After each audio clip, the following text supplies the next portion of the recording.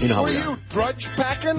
Money has been a little bit tight lately. I only have this much money. I declare bankruptcy! We're all scraping for some dough. All our payments are months behind.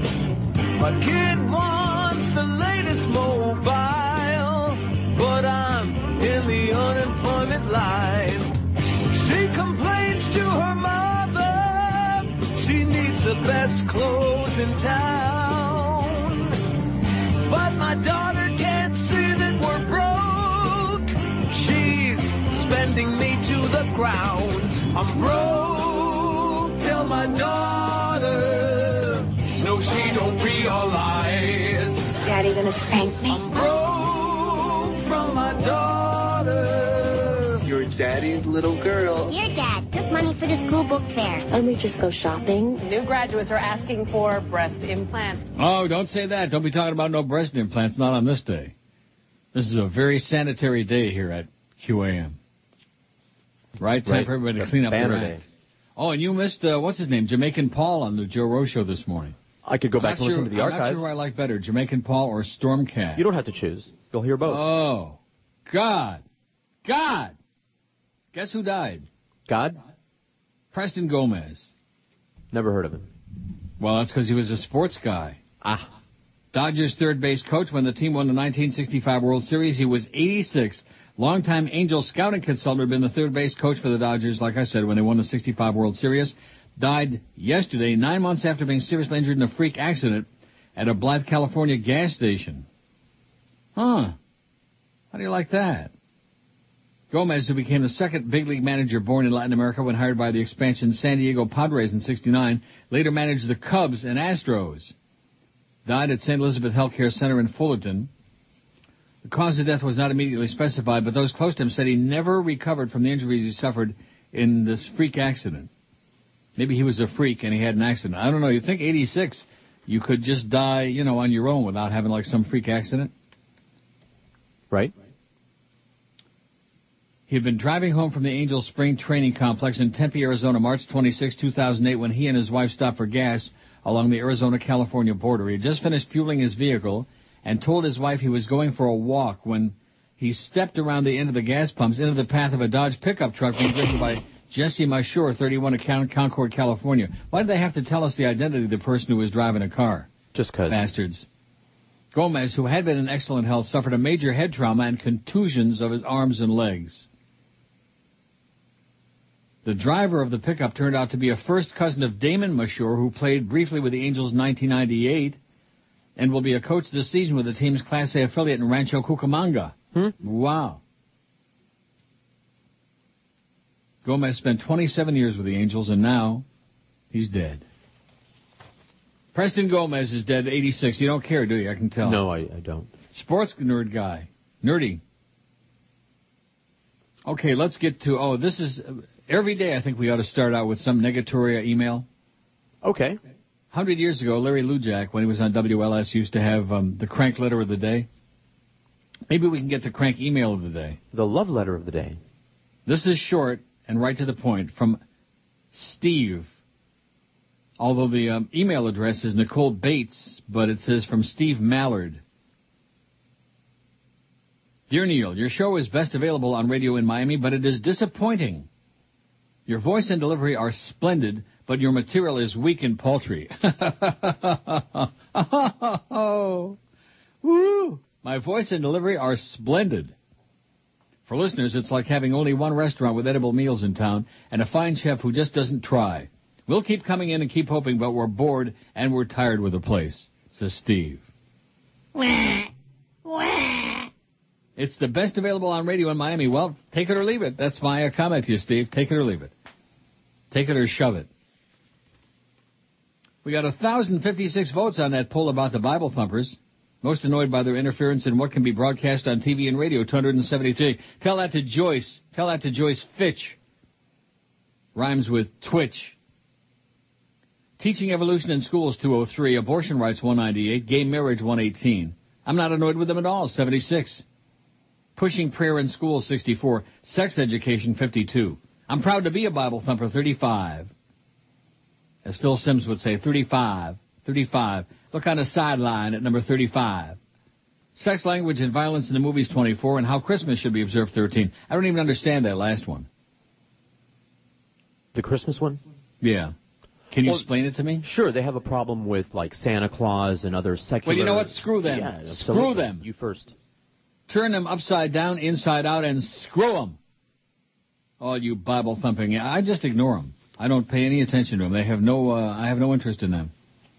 Like one of my neighbors down there. Oh, I told you. She can't sleep some Saturday nights because she's so excited about going to church on Sunday morning. Yeah, well, must be some church.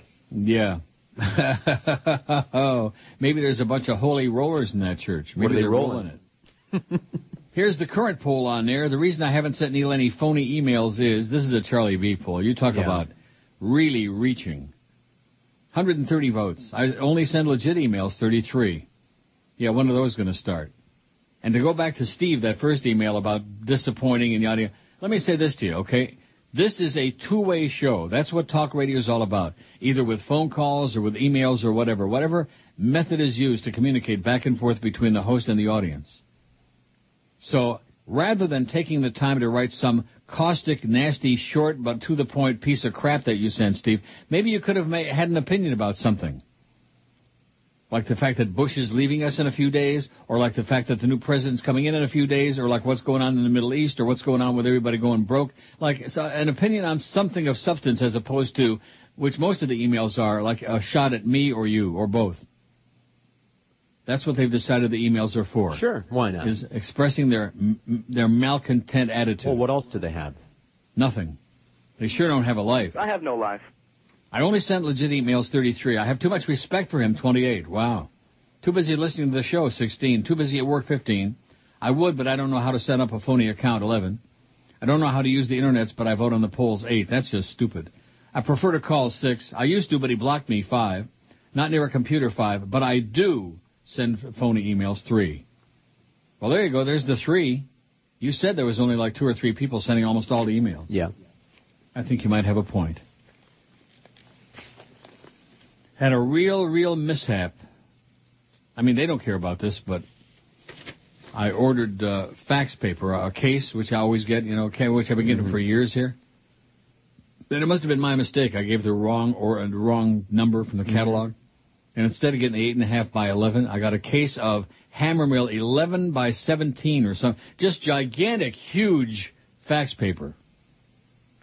You could put the whole damn Bible on it. I mean, it's just humongous. You could put that 45-page missive about indecency on it. But it won't fit in my machine, though. That's the problem. Just get you some scissors and cut each sheet individually down to size, That sounds like a whale of an idea. I have a scissors. Mm-hmm. Maybe if I could call up Edward Scissorhands and he'd come over and lend me a hand. Eddie, come help me, Eddie. But I'll survive. I just ordered some anew. And don't let me forget to start billing them for these expensive things now. Hey, don't forget, you got your first 7 years here, I paid for it all in my own pocket. Right. But now that they're sticking it to me, you got those sheets? I'll stick it back to them, You stick it to me, I'll stick it back to you. JP says, not to start off telling you how to do your show after 33 years, but if you can't get it right, quite. I think he means quit. Quite. Or start playing the hits like Rick Shaw, Roby Young, WQM or WFUN, Real Radio Days of Miami. Just a joke, he says. I see. The current regime should all be indicted for terrorism against the American people. Is he talking about the QAM regime or the government? However, this country is an embarrassment to humankind. The most South Florida wants is hate, and throw me the ball, throw me the ball. Give me the ball. Sorry that I live here, but after 5 generations in Florida, my future and fortune are in this rat hole we call home. Just kill me, please. Great show, George. JP. So says JP. I see. You got a thing coming up this weekend. That's good. That means an extra few bucks in your pocket. A couple shekels, yes. Join WQM's George Rodriguez this Saturday at the Coconut Creek Advance Auto Parts from 10 a.m. to noon for their grand opening. It'll be your chance to win a Miami Heat team autographed ball and tickets to the Heat Celtics game on Wednesday. Plus, you can take advantage of great deals on all your automotive needs. Advance Auto Parts at 6546 North State Road 7 in Coconut Creek. This Saturday, 10 to noon. Now, last time I urged them to come and see you and pat you on the head and wish you a happy birthday, whatever, and almost nobody did. That really. Right. Although I got some nice presents from the people who did show up. Yeah. I did. Yeah, bring George a big bag of weed. I got a helicopter. I got some of that. I got a really cool Sublime DVD CD set. Are you a helicopter driver or a helicopter pilot? I'm a helicopter. By the way, George and what's her name? What's her Laura. name? George and Laura were on with Larry King last night. He just kissed their ass. Uh-huh. I didn't watch too much of it. I watched about 3 minutes. Kissy, kissy, kissy, licky, licky, licky, you know. And one thing about W, man, he's just a hard ass. He just moves right along, did no wrong, singing a song. Today is Wednesday, the 14th. That means in less than a week. Less than a week we'll be rid of the Bushmeister. Oh, hallelujah, oh happy day. Don't forget, Edwin Hawkins Singers next Tuesday for all 4 hours. You got it. The biggest names. The best talent. This is Neil Rogers. Holy cow. Neil Rogers is right. The Cubs suck. Absolutely. Oh, we're fine. Goodbye, Bush administration. I wish you painful urination.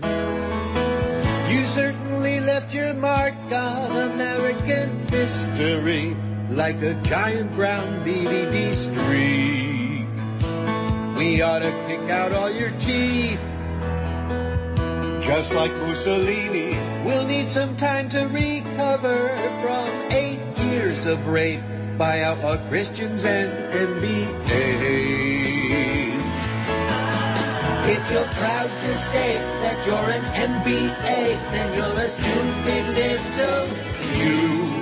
A-holes like you rape our asses raw without any lube. Rectum. And as for all you smug white Christian Republicans, everything you ever knew is completely wrong. What a relief to color you wrong. Oh, a happy day. Just a few days and we can say bye-bye to the Bush dynasty. Wow. Now, when Joyce shows up there today, the first thing I want you to ask her is, can we say rectum hole? I'll let you ask her. You'll be on the phone. Well, no matter what we ask, then are we going to be able to chip in on this, or are we just going to be listening? No, you'll be there two-way, baby. No, you didn't answer my question. I understand that. I'll be hearing this meeting. I can only presume that we'll be able to interject. Are we allowed to interject like comments or maybe like that noises? I'm gonna sew my lips shut so that we can get the hell out of there. Yeah, do that, please. Screws up my whole afternoon. Mm-hmm. No Woodbine this afternoon for this kid. Plus, it's too damn cold anyway. Good God. Not that I am complaining. I'm delighted to be here, but inside, you know what I mean? Oh, brother. Minus 30 wind chill, stuff like that. What is minus 30? Can you look on your little chart? One moment, please. The temperature is minus 21, but the wind chill is like minus 30. Minus 30 is minus 20, like minus 21. Minus 21 Fahrenheit? Yes. No. Yes. 21 below zero? I Joyce you not. Oh, my God. You think I'm going to go outside and run around the streets? I'm not going nowheres. Nephew says, you and George are the perfect entertainment. Who cares if a few numbskulls complain? We don't care. Oh, God, no. Laura Bush is mildly retarded from what I saw last night, and Larry King is starting to look a little skeletal. A little skeletal? Boy, adjust your TV a little bit. Wow, more than a little. I think that this is the year that Larry meets his maker. Oh, we're fine. Uh-huh. Why do I keep hitting that? I don't want to hit that. I don't know. There we go. Mickey Rourke, we always knew he was a major ass, a major rectum hole, but now he reaches a new low. Rourke says Bush was in the wrong place at the wrong time. Huh? Actor Mickey Rourke sympathizes with U.S. President George W. Bush, insisting he doesn't know how any politician could have successfully navigated America after the 9/11 attacks on New York. The Hollywood tough guy spoke out about his political views in a candid interview with Britain's GQ magazine and admits he doesn't understand why so many people blame Bush for a string of world issues, including Islamic fundamentalism and terrorism in the West. And the actor, who claims he didn't follow last year's historic U.S. election battle in 2008 between Barack Obama and John McCain, he didn't follow it, urges the public to consider the tremendous pressure Bush was under following the terror attacks on the World Trade Center in 2001. He tells the publication, President Bush was in the wrong place at the wrong time. I don't know how anyone could have handled the situation. I don't give an F who's in office, Bush or whoever. There's no simple solution to this problem. I'm not one of those who blames Bush for everything. This Schmidt between Christians and Muslims goes back to the Crusades, don't it? It's too easy to blame everything on one guy. These are unpredictable, dangerous times. I don't think that anyone really knows quite what to do. 21 below zero. Are you kidding me? Rourke also confesses he was so angry after 9/11 he wanted to fight the war on terror himself. He adds, I'm not politically educated, but I do know that after 9/11 I wanted to go over there and do something myself. You know what I'm saying? He wanted to go over there and kick some ass. Mickey Rourke, a real jerk. Mm-hmm. And he's baffled by the UK's approach to fundamentalists, insisting he was taken aback by the freedom of speech allowed in the UK. He explains, I was in London recently and I couldn't believe all these hate-talking fanatics you have over here who are allowed to carry on doing their thing even when a bus full of women and children gets blown to pieces. I know you've deported one or two of them, but it seems crazy. I think there is worse to come. Something terrible will happen either to America, UK, or France even. I don't think these fundamentalists should be allowed to talk all this crap and brainwashing these young kids. Yeah, quit talking all this crap, or we'll send Joyce over there. How do you like that? That'll put you in your place. Right? Amen. You bet. 196 votes on the new poll. That's pretty good. Pretty impressive, if you ask me. Maybe somebody can actually hear us today, do you think? Hello? Hello? Is anybody out there? Guess what? What? This is from, what is this from? I already told you this. Oh, what is it? Oh, USA Today. They have another one of their colorful surveys. In fact, attached to the survey, here's a picture of a guy eating a McDonald's hamburger in Miami Beach in July. Some old, balding guy. Chewing on a burger. I don't know what that's supposed to prove. A guy eating a burger in Miami Beach. Well, what does that prove? That he can? I don't know. Yeah, I guess.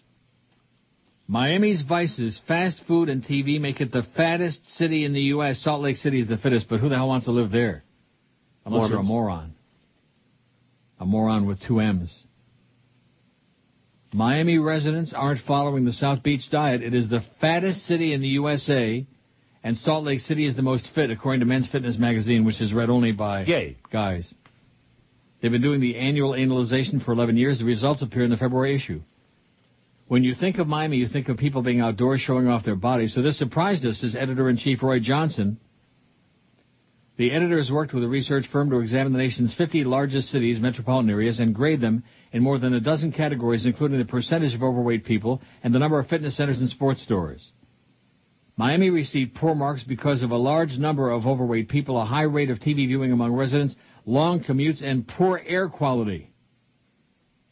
The city has almost 3 times as many fast food restaurants as the average city, and participation is low in outdoor activities such as biking, running, and fitness walking. Must be the extreme weather, like here, you know. That must be the excuse. Yep. Outdoor activities, participation is mighty low. Well, what's the excuse for that? Lazy and fat. I know plenty about lazy and fat. I look in the mirror and I see lazy and real fat. Miami is number 1. Not the best, the worst, the fattest. The fattest. Second fattest, Oklahoma City, followed by San Antonio, Vegas, New York, Houston, El Paso, Jacksonville, Charlotte, and Louisville, Jefferson, Kentucky. After Salt Lake City, the second fittest, Colorado Springs, followed by Minneapolis, Denver, Albuquerque, Portland, Oregon, Honolulu, which we can't afford to live there, anybody, Seattle, Omaha, and Virginia Beach, Virginia. Claudia Gonzalez, a registered dietitian in Miami, says the city doesn't invite people to walk and exercise because of all the highways. Yeah, out by me in the acres, there aren't even any sidewalks, most of the neck of the woods. Okay. Well, what are you supposed to do, walk in the street? Sure. Right in the Jog middle. in the street? Invite somebody to run your ass over because you know the surly people down there, man. If you walk in some areas, people look at you like you're strange, like, why are you walking when everybody else is driving? Said Claudia. Exceptions include Miami Beach, Coconut Grove, and South Beach, she says. Gonzalez says she works with immigrants and finds that many choose inexpensive, high-calorie foods at fast food restaurants, and they cook the wrong things at home. They think about budgets and prices and tend to buy what's on sale. They aren't aware of the good choices they could be making when eating out and at home, she says. Like at Taco Schmaco, Taco Smell. They could eat there pretty low. Think outside the buns, man. Think outside the buns. Now I'm sure we'll get a whole bunch. They're all whipped up about taco smell and red lobster. Good God. Yeah. That's their new thing to attack me with. Oh, your taste is terrible, Neil. You wouldn't know a good meal if it bit you on the ass. Yeah. 207 votes on that poll. What's the poll about? I don't know, and I don't care. Oh, the reason that they don't send any phony emails. And by the way, the fake Greg Budell, just go to hell away. I don't care who Howard had on this morning. I don't need to see any pictures of Howard and the crew. I know what he looks like. Just go away. Just take all your serious BS and jam it. Give it to Don Agony. And from what I heard, it wouldn't be the first time either that Budell gave it to Don Agony. What a thought. 26 past 10 at 560 WQM. We got at 2 this afternoon. We got the Big O at the East-West Shrine game. Wow. Mad Dog 4-7. Dolphins tonight 7-8. You won't want to hear that. 8. Now wait a minute. What does that say? 8 to 9 Hurricanes warm up, and then 9 to 11:30. It's UM and Maryland basketball. Wow. So I guess Clarence is going to be involved with that in some way, shape, or form, huh? He'll be over there kissing Kane's ass. I don't mean Steve Kane. I mean, like, Kane's. Mm-hmm. Kane's.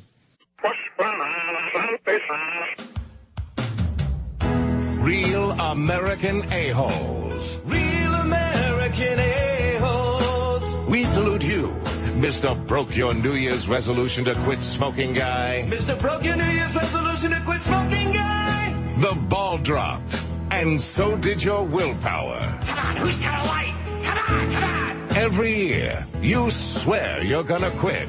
And every year, you hightail it to the nearest Smoke for Less by 12:05. Don't forget the matches. It's 30 below outside in the office smoking lounge. But you don't care, because for the next 5 minutes, you are the Marlboro Man. Smoke 'em if you got 'em now. With the money you'd save on cigarettes alone, you could put down a down payment on a new condo.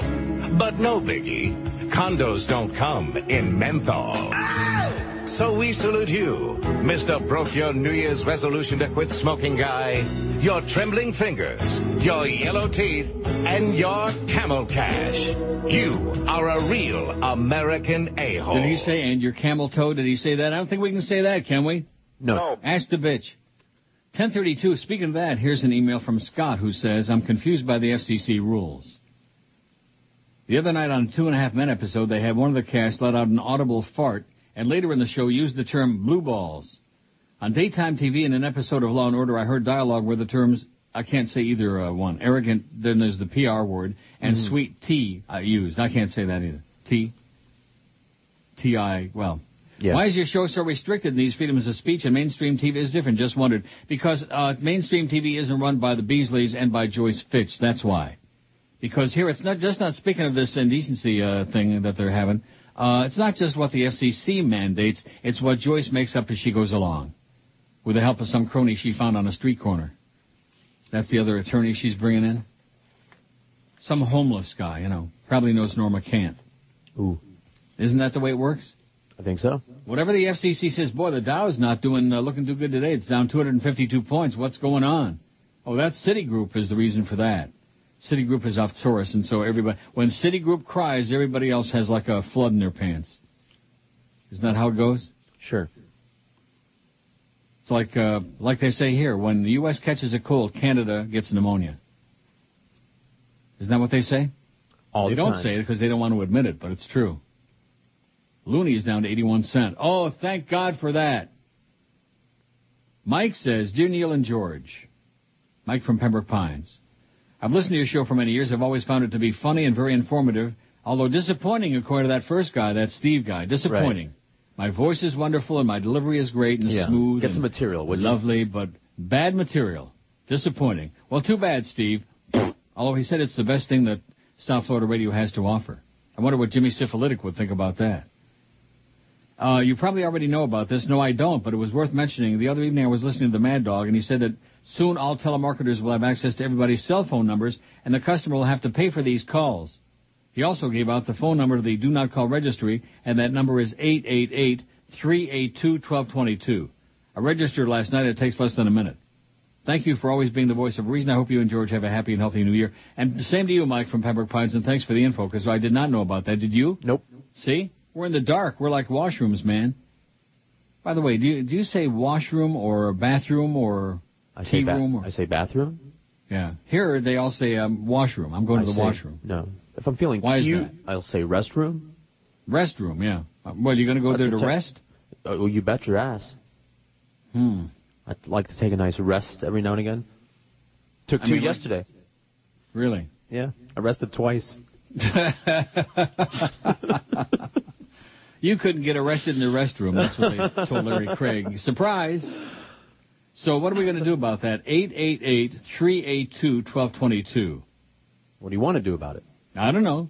I'll put it over here. All right. If anybody needs the information, we got it. Oh, and a shocking new tactic attempting to ban peaceful protesters from picketing the Scientology compound known as Gold Base near Hemet, California. Scientology lawyers have obtained medical information regarding 2 protesters and are using their HIV-positive status in an attempt to prevent them from picketing at the location. I'll tell you one thing, man. Don't be picking on the Scientologists because they'll pick right back. They are the nastiest bastards. They're brutal. Bunch of nasty closet queens. Oh, and speaking of queens, I did catch the very beginning, the open of the Big O show yesterday at 2 o'clock. Mm-hmm. The queen is gone, and now it's what is that? Yeah. That's his show open, and I'm going to have a discussion with him about that, because sometimes I host the show. Yeah.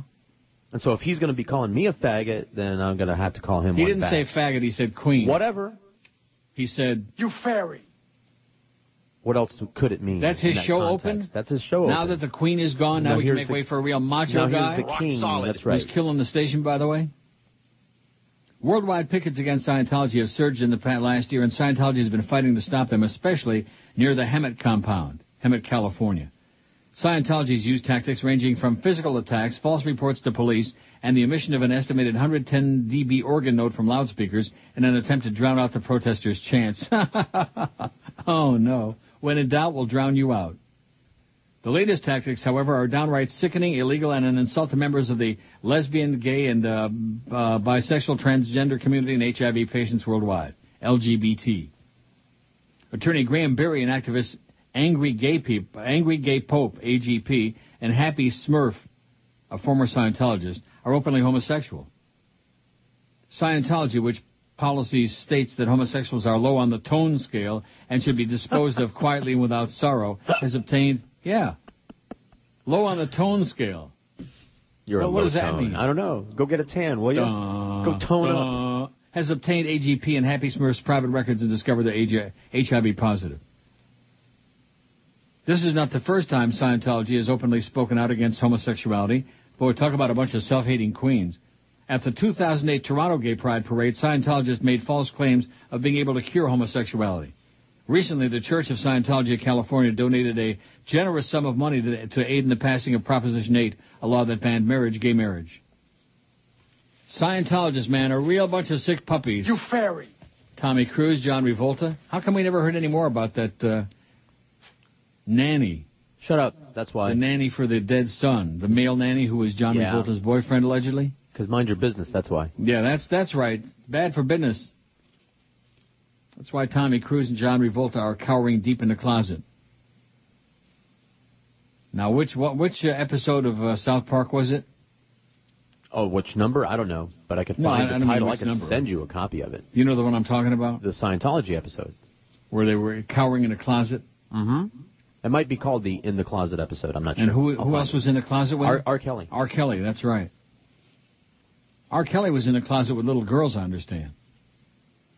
And Tom Cruise was in the closet with guys. Big Joe in Boynton Beach says, I'm a huge longtime fan and listener of your show. I heard you talking yesterday about the Ashley Madison cheating website, mentioned the woman who had problems with it, but so far the men don't seem to have a problem with it. As a kid who watched his father cheat on his mom throughout his whole childhood, never had the courage to tell her, I find it disturbing there's actually a site like this. I know you have nothing to do with the commercial content that's run on your show. I'll always be a Neely, but I just want to let you know that there's at least one guy who's got a problem with that website and radio ad. Says Big Joe in Boynton Beach. George don't have a problem with it. He's taking pointers from it. That's right. George wants to get his affairs in order. When do I get my free account? Yeah, maybe you can make a little trade deal there. Sure. Now, when's that car coming in? Now that Bruce Beasley's going to be there today and Joyce and all these important people, maybe you could sit down with them. Maybe. Just before the indecency meeting, and you could have a big discussion about your car situation. And about the fact that Joe Bell is destroying the show and destroying our lives. Just a few of these minor things. And they'll go like, Neil, this is Noodles, reminding you that it's always a good time for the great taste. Jumped in the taxi cab, I said, driver, Central Park. He looked at me so quizzically, I could tell he was in the dark. So I acted out my park charade, and with my arms the trees I made. Nobody speaks English anymore. I went down to Miami Beach where the weather is nice and sunny. I walked into a liquor store, but the guy there talks real funny. I asked him for a pint of old Jim Beam. He says, no entiendo. What does that mean? Nobody speaks English anymore. At the corner deli. Hell, I think I'm in Pakistan. Speak English, smelly. Or you can go back to Iran.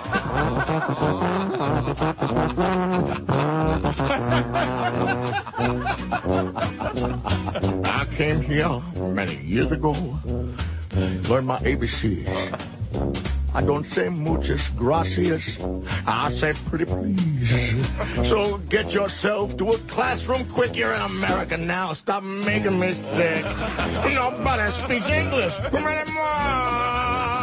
Oh, come on, say it right. No speaky English. No speaky English. It's 10:45 at 560 WQAM. Here's one from a putz. And obviously is a putz because he says, I'm getting the sounds of silence on the internet. Listen to Neil live. In other words, suggesting, without actually articulating it properly, suggesting that the internet stream is down, which it's not. Stream is just fine. Right? Right. And if it wasn't? Oh, we'd be getting deluged. In fact, Brandon would have been on there right away. Brandon, by the way, says, speaking of him, do not call to put your cell phone on that don't call list, and I'll tell you why. One of my staff members did just that, and guess what happened? The flood of telemarketing calls came in. So just keep your cell phone number to yourself. If you don't spread it around, you should be just fine. It's a scam, man. Wynn says it's a urban legend. Correct. Is it? I've heard this also, so who knows who's right. Yeah. Bunch of crap. So I take back that number I gave out. Don't call it, or you're going to start getting flooded. Don't blame me. Do not blame me. Some goofball sent me that. Neil, the article you just read about fat people is total crap.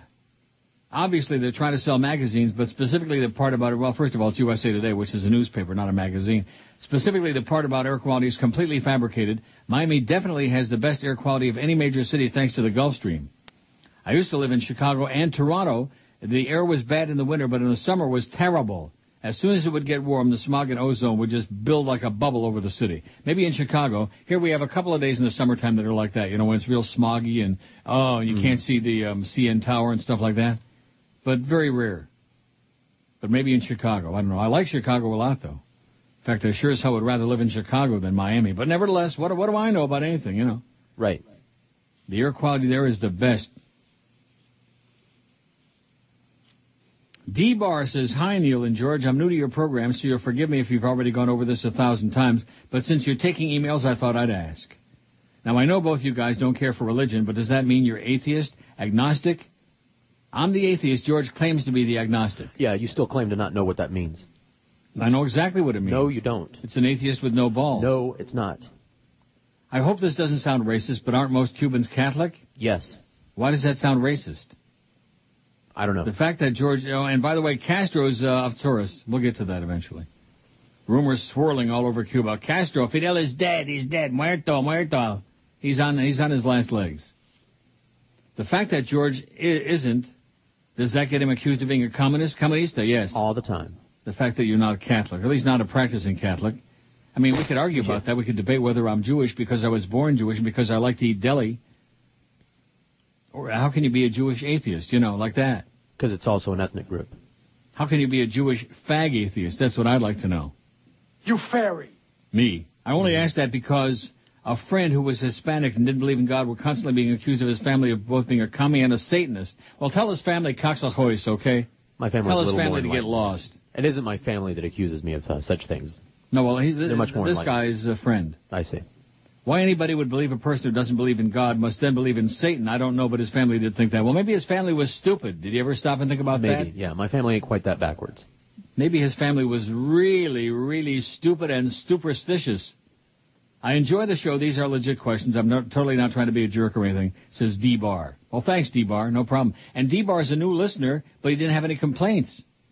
Wow, no one in a row. No critiques, no life advice, how we should live our lives. What a banner day. I'm going to write it down on the calendar as soon as I get one.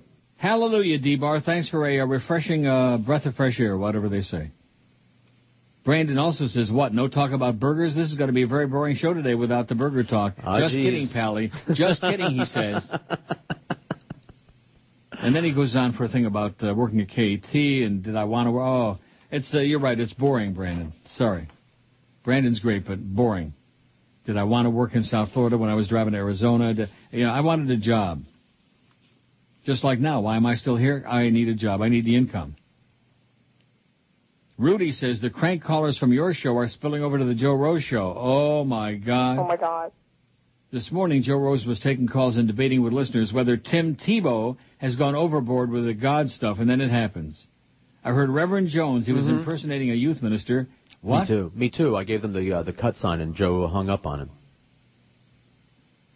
I was in there getting the log when that happened. Oh.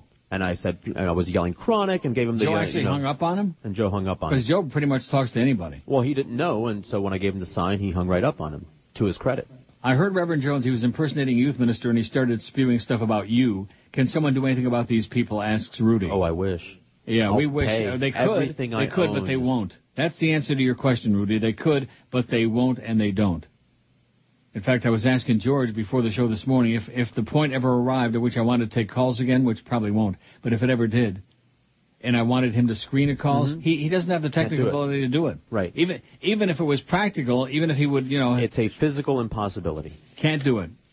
Can't technically be done, and also couldn't really be done realistically because he's got to be talking to me and listening to what I'm saying. Correct. So if we wanted to screen the calls on the show, we can't do that as part of the new budgetary cutbacks of sticking fat Chris Whalen there at 5 to 6 in the morning. Of sticking it to us again, which is really what it's all about. Cuba swirls with questions about Fidel Castro's health. Increíble.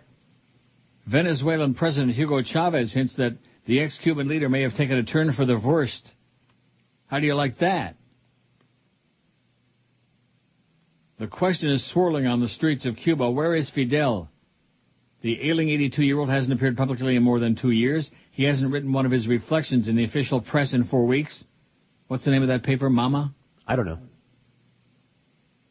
On the 50th anniversary of his revolution, the former president issued only a 16-word New Year's Day statement congratulating the Cuban people. Then Sunday, one of his closest friends, Venezuelan President Hugo Chavez, fanned the flames. Flaming. That Fidel in uniform who walked the streets and towns at daybreak embracing the people will not return, he said during his Sunday TV and radio program. That'll remain a memory. Chavez, who has emerged as sort of a spokesman for the aging Castro, didn't discuss Castro's condition or say why he believed Castro wouldn't return to the public stage. In Biran, the town in eastern Holguin province where the Castro brothers were born, Castro's prolonged absence and silence has provoked some anxiety. Oh, they're murmuring, I bet. The mummers are murmuring and the murmurs are murmuring. Yeah. People have been asking because he hasn't been shown in a long time, said Martin Castro, 79, half-brother of the former president. I called Havana the other day, and they said he was regular, but they wouldn't give me any more information. He's regular. He had a good BN. We can't discuss these things. Maybe he's eating a taco smell. He's regular. Martin Castro is family, but holds no position in the Communist Party hierarchy and has no special knowledge of his older brother's condition other than the news his eldest brother, Ramon Castro, and other officials bring when they visit. One of Fidel's assistants was at the family house recently and said Fidel was fine, but we don't know, he said. Where's El Caballo, asked Ernesto, a 41-year-old hotel security guard in the capital, using one of Castro's nicknames, the Horse. Of course, every Cuban feels his absence. He isn't writing. There are no new photos. What's happening? ¿Qué pasó? ¿Qué pasó with Fidel? Castro was last seen publicly on July 26, 2006, days before he underwent emergency intestinal surgery. Since then, Cuban authorities have periodically released photos and videos of Castro with Chavez and other foreign leaders. U.S.-based analysts said Chavez's remarks could mean that Castro's health has deteriorated after months in which he appeared to gain strength and weight. Does this mean that Fidel is worse? Asked Vicki Huddleston, a Cuba expert and former head of the U.S. intersection in Havana. Is it a reiteration that Fidel is not coming back, or is it just to underline that Raul is really in charge? Huddleston said both the Cuban people and the government have had ample time to prepare for Castro's demise. Oh, they sure have in Little Havana in Miami. They're getting the party ready now. Get all those leftover fireworks. Now listen to this. Castro's failing health isn't big news to Cuban exiles anymore, said George Rodriguez, director of La Poderosa, AM 670, and Radio Cadena Azul, AM 1550. The community's been waiting for the day too long. George Rodriguez. That's right, I get it right. I knew it. I knew it all these years. You've been playing both sides against the middle. That's me. Anyway, he said it's not significant anymore. It gets to the point where it becomes agonizing, where all the excitement is lost. In other words, Hubmandreerd, whatever that means. Spread the rumor Fidel is dead. Okay, let's have another big party in Little Havana. Let's get everybody all whipped up. Hialeah, Sweetwater, Little Havana, Pembroke Lakes, Plantation. Westchester. I beg your pardon? Westchester. What does that mean? Westchester. Westchester? Westchester, Sweetwater. Oh. Speaky English. Yeah. No when the Americans English. start, that's when I'll start. Yeah, that's a good point. Here's one. It says, Neil, I'm a long-time listener. Just wanted to let you know I now get WQM to stream over my iPhone, so I can now listen to you for 4 holy hours, Neil God, in and out of my office. Love you. Thanks, Mike. How do you like that? Where there's a will, there's a way. Just because we got that signal. Oh, God. Boy, there's a whole bunch of emails on here. This is the week the emailers came back. And I can't afford for them to come back today because I don't know if I have enough fax paper. You have to read it off the screen. Oh, no. Or get your scissors. Are you cereal? Well, what else are you going to do? Sirius stock, 13 cents, by the way. Buying opportunity. Have a friend go buy you some. Yeah, grab up a handful. This is the Neil Rogers Show. This is your brain. You fairy. Any questions?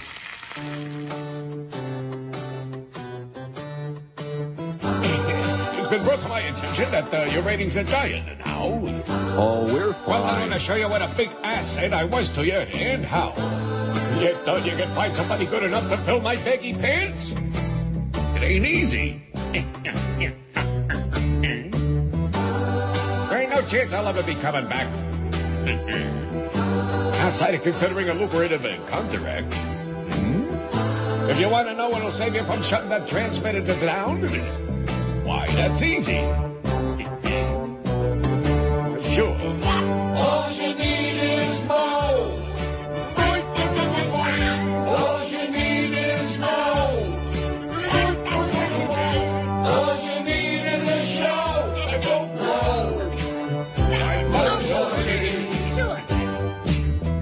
This your old time slot only got you to thank, Flop.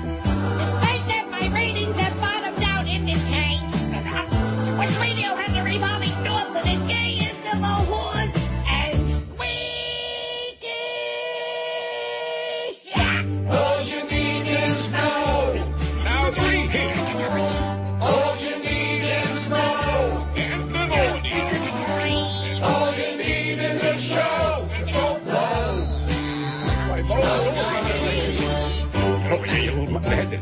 By the way, something. Yes? Jack told me to give you this. What? You see? What are you going to do, fire me, huh? Like old times. 11:02 at 560 WQAM. Yeah, it is like old times, man. The fact that he was a cantankerous, obnoxious old fart, that was his charm. It was. Yeah. Told you I'd miss him. Oh, we missed the Momeister. Okay, one of our chronic regular emailer says the nation's third best-selling ice cream brand is to arrive in South Florida February the 2nd. Bluebell Ice Cream of Brenham, Texas is number 3, though it's sold in only 18 states. Bluebell has moved into a 29,000-square-foot temporary distribution center at 10491 North Commerce Parkway in Miramar to serve markets within about 100 miles of Miami. Bluebell products are to be sold at Publix, Winn-Dixie, Albertsons, other grocery stores. The company plans to hire drivers and salesmen from the area and a 32-person crew. It's introducing a new flavor next month, initially to be sold only in South Florida. Tropical Paradise is a coconut ice cream with crushed pineapples, roasted macadamia nuts, and a pineapple coconut sauce swirl. Ooh. You like coconut? No, not as such. Not really. Maybe right out of the coconut, but I don't like that shredded coconut. No. Ooh. Although I have had coconut ice cream, which was very good. Really? Yes. Well, try Tropical Paradise. February 2nd. What day is that going to be? I just might. I don't know. Today's the 20th. You don't have a calendar? No, I don't. What a joke. We can't even afford a calendar for 2009. Somebody please bring us in or send us a calendar for this year because the cheapos at Beasley won't bring us a calendar. What a horseball place this is, you know what? I hope that all those big shots are in the building right now and they got the station cranked up real loud, which I'm sure they don't. Horseball. Can't even get a calendar on the wall so we know what the hell day of the week and the month it is? I mean, they might have them in the back room or something. Yeah, in the back room, in the bat room. Speaking about restroom, tea room, washroom. So you're not Here reading. They say washroom. I don't like that. It sounds, I don't know. You go in there to wash? I mean, you do eventually, I would assume. Yes. If you're doing a deuce. Not if you're just doing an uno. Oh, you're wrong, Neil. Every guy, you're crazy. Unless you've got a dirty thing, you know? Dirty junk. 29th is 2 weeks from today, is Thursday. So Saturday will be the 31st. So on Monday. Well, that makes sense. Monday, February 2nd. Mm-hmm. Bluebell ice cream arrives in South Florida. The country's third best-selling ice cream, even though it's sold only in 18 states. Sounds pretty interesting, and of course you know me and ice cream. By the way. Yes? Did No. Clarence tell you that you were getting your copy of this handout that we all received? No, he did not. You're getting a copy of this handout we all received. Apparently How am I getting it? Sent to Norm or something. Joe said that he was sending a copy to Norm, or Norm was getting his copy that he was then going to give to you. And the only reason I mention it... Well, what do you mean he's then going to give it to me? I don't see Norm. Norm is down there and I'm up here. How the hell is Norm going to give it to me? Oh, look, Lee brought me a calendar. Who did? Lee. Well, that's because Lee likes us, and Lee's a good guy. He's only one, boy. He's not one of those hard-ass guys, one of those corporate hard-ass... In fact, you ought to hear what he says about the Beasley. Right. I'm sure going to miss him. You ought to hear what he said about Joe Bell last week. Oh, my God. So anyway, this handout... Big fat ass. I get to the towards the end of it because I did read the whole thing. Yeah. And you're in here. I'm actually very happy to have this thing because... What do you mean I'm in there? You're in there because they've got this, like, almost half of it, if not more so, like maybe 3/4 of it, is... not recent, but like all these FCC rulings, both against radio stations and TV stations, to use as examples. And towards the end, there's the Cox Broadcasting Division / WIOD when you were fined, not you, but the station was, for Jet Boy, Jet Girl, the Candy Wrapper song, and the Butch beer commercial. Really? The reason that I'm really excited to have this is because now here are the lyrics for all three of those things. Yeah. So we can reproduce them. You know, because they're lost to the ages. But here are the lyrics. What do you mean we can reproduce them? We got fined for them and we're going to reproduce them? Let's reproduce them, yeah. I sure hope they're listening to your babblings right now. See what an agent provocateur you are. I miss these bits. Boy, that Butch beer commercial was funny. I don't even how funny remember that. Introducing Butch beer, the first beer brewed for women by women. Yeah. So what's wrong with that? Nothing. Yet. Oh. Now what about LPGA? Can we play that? I'm sure we can't. Why not? I'm sure we can't. Why not? Let me say it again. I'm sure we can't. I was just thinking out loud, okay? Were you? I'm positive we can't. Very, very sure we can't. Yeah. Oh, boy. Here he goes. And just like I'm positive we can't play... We can't play that. No. Okay. Positive. Don't have to have any discussion. Jet Boy, Jet Girl, going to take you around the world. And what about the second line? What about the stuff we got fined for on this station, like the... that's in here, dolphin? Too. That's great. I don't know if you ever actually heard what was said. No, because Norm kept asking them, what were the bits that we got fined for? Here's what I'm going to do them out during, of the VCS and during the next break. I have a new appreciation for that show that I never listened to, for the Scott Farrell show that I never listened to. Because it was a sports show. I didn't know it. I had no idea. Yeah. So I'm going to photocopy what he said and fax it to you. I know what he said about I'm going to rape your wife and I'm going to do this. And it's got the whole thing. It's, yeah. I've already read it. Okay, well then never mind. I've read those rulings, okay? Don't you understand? Right. I'm in this business, or at least I used to be in this business till I came to work for these people. I see. The cell phone telemarketer story and the Taco Bell meat tune are bullshit. These have been hopping around the internet for years in some form or another. Yeah, it's urban legends. You might want to check Snopes.com to verify these when you get them. It's a site that verifies/debunks urban legends and such. It's a good site. And again, what? Snopes is a good site. Then again, you might not, it says. Yours in Christ, or is that Christ, says Steve. Christ, as in limperist. Yay. Christ. Thank you, Steve. Thanks, Steve. So I'm sorry I got... put it over here. Let's see who sent it. Oh, Mike McDonald. Listened to your show for many years, and, Mad Dog says, Mad Dog gave this out. At least according to this guy. Who the hell knows? Who knows what to believe in any of these emails? Said soon telemarketers will have access to everybody's cell phone number and the do not call registry out there. Yeah, it's bogus. Urban legend. It's a myth. And like Brandon says, if you call that number and you give them your cell phone number, then everybody in the world is going to be calling your ass 24/7. So next time you see Sister Mary Mandich, tell them, butch up. Alan says, what was the name of that cough medicine you took? I'm sick and need it seriously, no joke. I'm genuinely asking for your help. Buckley's. It says, thanks, Alan. You won't thank me once you taste it, but believe you me, it works, if you can find it. I don't know, I think it's made in Canada. I'm not really sure. I'm not going to go in the other room and get the bottle. And I'm sure not going to drink anymore now that I'm over that nasty. That was the worst cold I've had in years. Nasty-ass cold. God. Remember coughing and choking and gagging and puking and... Almost died right on the air. God. Then the next day I was able to call in sick, go play hooky and go to Woodbine. But I couldn't talk. See, it's one thing about Woodbine or any other slot place. You don't have to talk to the machines. Some people do, though. Oh, the things that these people do. And yesterday, the smelly people, oh, my God. Woo! See, the bus brings in the smelly people from Chinatown. I see. The bus brings them right to the door. Bus them right in there? Smelly old Chinaman. This one old guy sat down next to me. If he's seen a bar of soap or a body wash in the last 15 years, it's got to be a miracle. It might be he just saw it in a store window or somewhere. Because he sure didn't touch it. He sure didn't use it. Now, the one question I have about that is, don't people who smell really... It's like when you fart, you can smell it. Right. Not the BO, though. You can't? You get used to smells, anything. Oh, even come on. You get used to smelling like that? Listen. When I say that, I'm talking about like the end of the world. It doesn't matter. Like if you walk into your home and like let's say that you're a dog owner or a cat owner, and you ask how people can't smell their own, like the cat box, you get used to it. You stop smelling it after a while, whatever it is. And these people have spouses. Maybe they smell the same. Maybe their spouse smells just as bad. Oh, my God. Oh. When you think about the olden days when they didn't have deodorant. Like in France today. They have it, they just don't use it. What is that about... I don't know. Chinaman?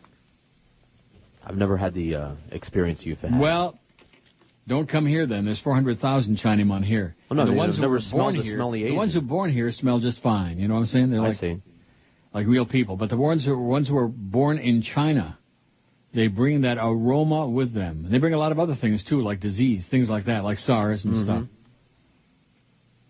Not that I have like any kind of an anti-Chinese bias, because I think the Chinese are, there are just too many of them. 290 votes on the poll. I'd read the result, except I don't like this poll at all. Why haven't they sent me fake? And by the way, fake Greg Vidal, you can send me all the Dave Capriti emails, all the Don Agony emails you want. I'm not reading them on the air. I'm not wasting my time with you. Just go back in the closet, whoever you are. Just go back and stick your head up Howard's ass. The biggest names. The best talent. This is Neil Rogers. I know that the Lord even loves Neil Rogers. Woke up at 2 p.m., face down in a gutter.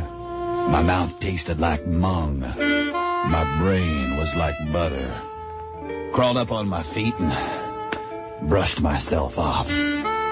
lit up her stogie, started to cough, reached in my pocket, pulled out my trusty AM radio, got ready for the evening with the Stan Major Show. Yeah, got ready for the evening with the Stan Major Show. Oh, my. Got ready for the evening with the Stan Major Show. Oh, no. Oh, no is right. 11:17 at 560 WQAM. Used to be great. We used to be something, man. We used to be a contender. And then Jolly Joe brought his traveling entourage from Raleigh, North Carolina. And they came sweeping through the building like a whirlwind.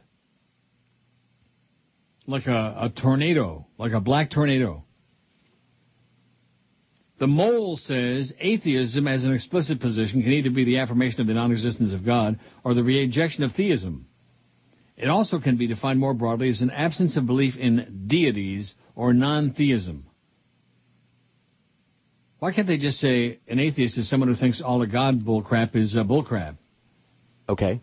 Agnosticism is the philosophical view that the truth value of certain claims, particularly metaphysical claims regarding theology, afterlife, or the existence of deities, ghosts, or even ultimate reality, is unknown, or depending on the form of agnosticism, inherently impossible to prove or disprove.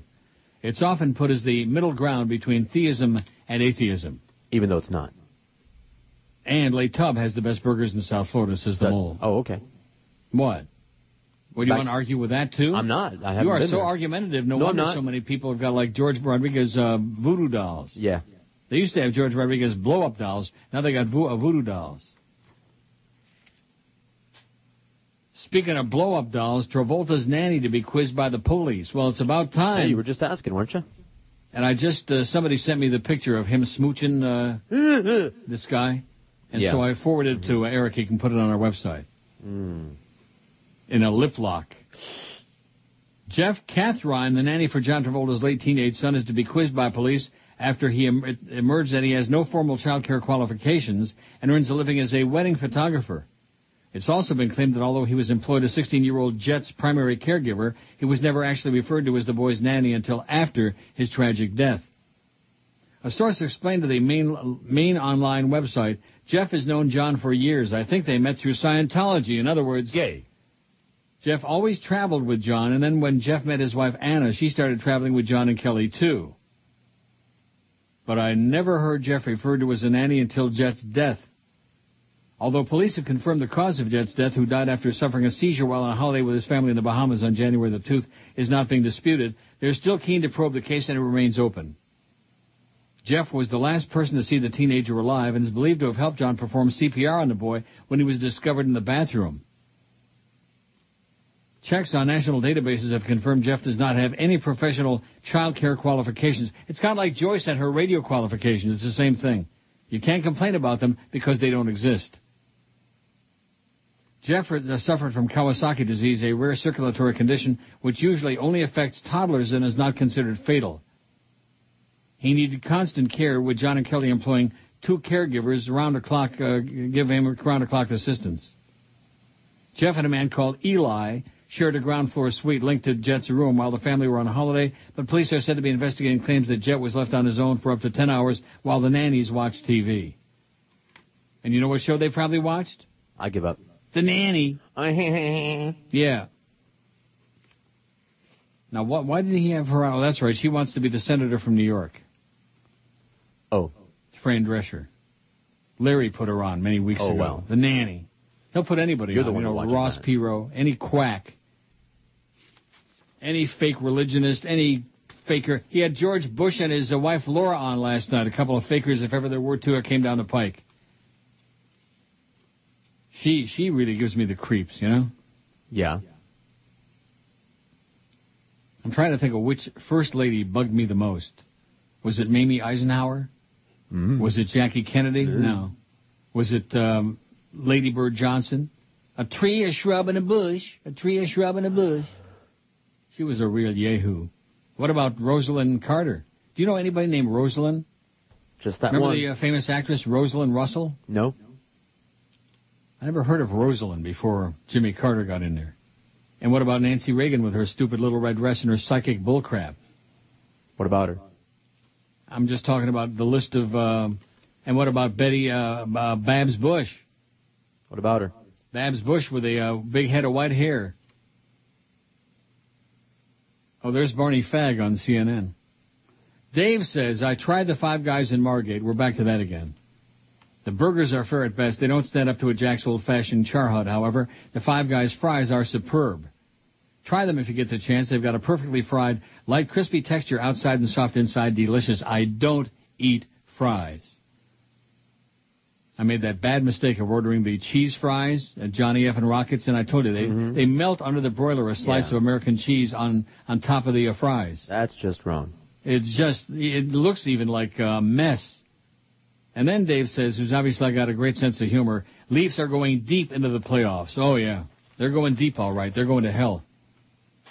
2-0 loss right here at the Air Canada Center last night to the pathetic Nashville Predators. Oh, my God. Couldn't score at a whorehouse, the Leafs.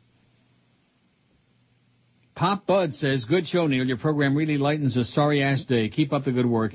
Good luck at Woodbine later, says Pop. I guess that was yesterday. Yeah, it was. Because I ain't going today because your people messed up my whole day unless I go tonight. My people? Your people, Clarence and Jolly Joe and Joyce and the Beasleys and all these goofballs. Oh, it's going to be fun. No, it's not. It's going to just be a rehash of the same old lies and the same old BS about why we can't say this and we can't do that and we can't play this and we can't, That's what it's going to be, and you know it. Of course. I was being sarcastic. I mean, wanting to fax me that 45-page memo. 46. Or booklet or whatever the hell that damn thing is. And I guarantee you Joyce made up 90% of it. She just makes it up just to be a bitch. Just like Joe Bell made up the thing about the food, no food. Mm-hmm. He made it up. All the stations that I've worked in town, no problem with food in the studio. I know Gary Bruce had a nervous breakdown. Was it Gary Bruce? Or, yes, it was. That's what I walked right into the middle of it. Mm-hmm. About food in the studio at IOD, and I told him, jam it. Jam on it, you idiot. Almost got fired because of that. You did? Yeah. If you can't take control of that show, I'll put someone in there who does. And it was over the food, and I didn't know because he didn't tell me that was part of my job, is keeping the food out of there, but apparently it was. Really? Yes. Nice job. Thanks. Not. You want to keep the food out because a lot of the sponsors, like Carolyn at La Tavernetta, she hated you like poison, and so she would bring all the stuff and prepare in the kitchen downstairs. She'd prepare me a wonderful lunch, and she wouldn't give you a scrap. Nevertheless. She wouldn't. I couldn't have given a rat's ass who brought food in, why, she wouldn't for who, toss or one piece of rotini your way. No, I hope she rots, but nevertheless. She wouldn't throw one stinking rotten meatball in your direction. Nevertheless, it had nothing to do with me whether or not you got food in there. I had no opinion on the matter. I had just gotten there. I just showed up. Yeah, but once the goodies started pouring in, we weren't too bashful. No, I wasn't. I was a starving urchin. And then we had people spilling big 2-liter bottles of soda into the board, stuff like that. Steve wiped out a third of the board. And Mitch Weenie was getting all freaked out. Oh, my God. So I wonder if it's really true that he puked on their wedding night. I'm sure I know why, but... It's 11:26 at 560 WQAM. My junior, honey. All right. I'm glad the holiday season is dead. Had a couple days off work, but it wasn't no club med. And now there's an aching inside my head. 'Cause you still got lights up on your home.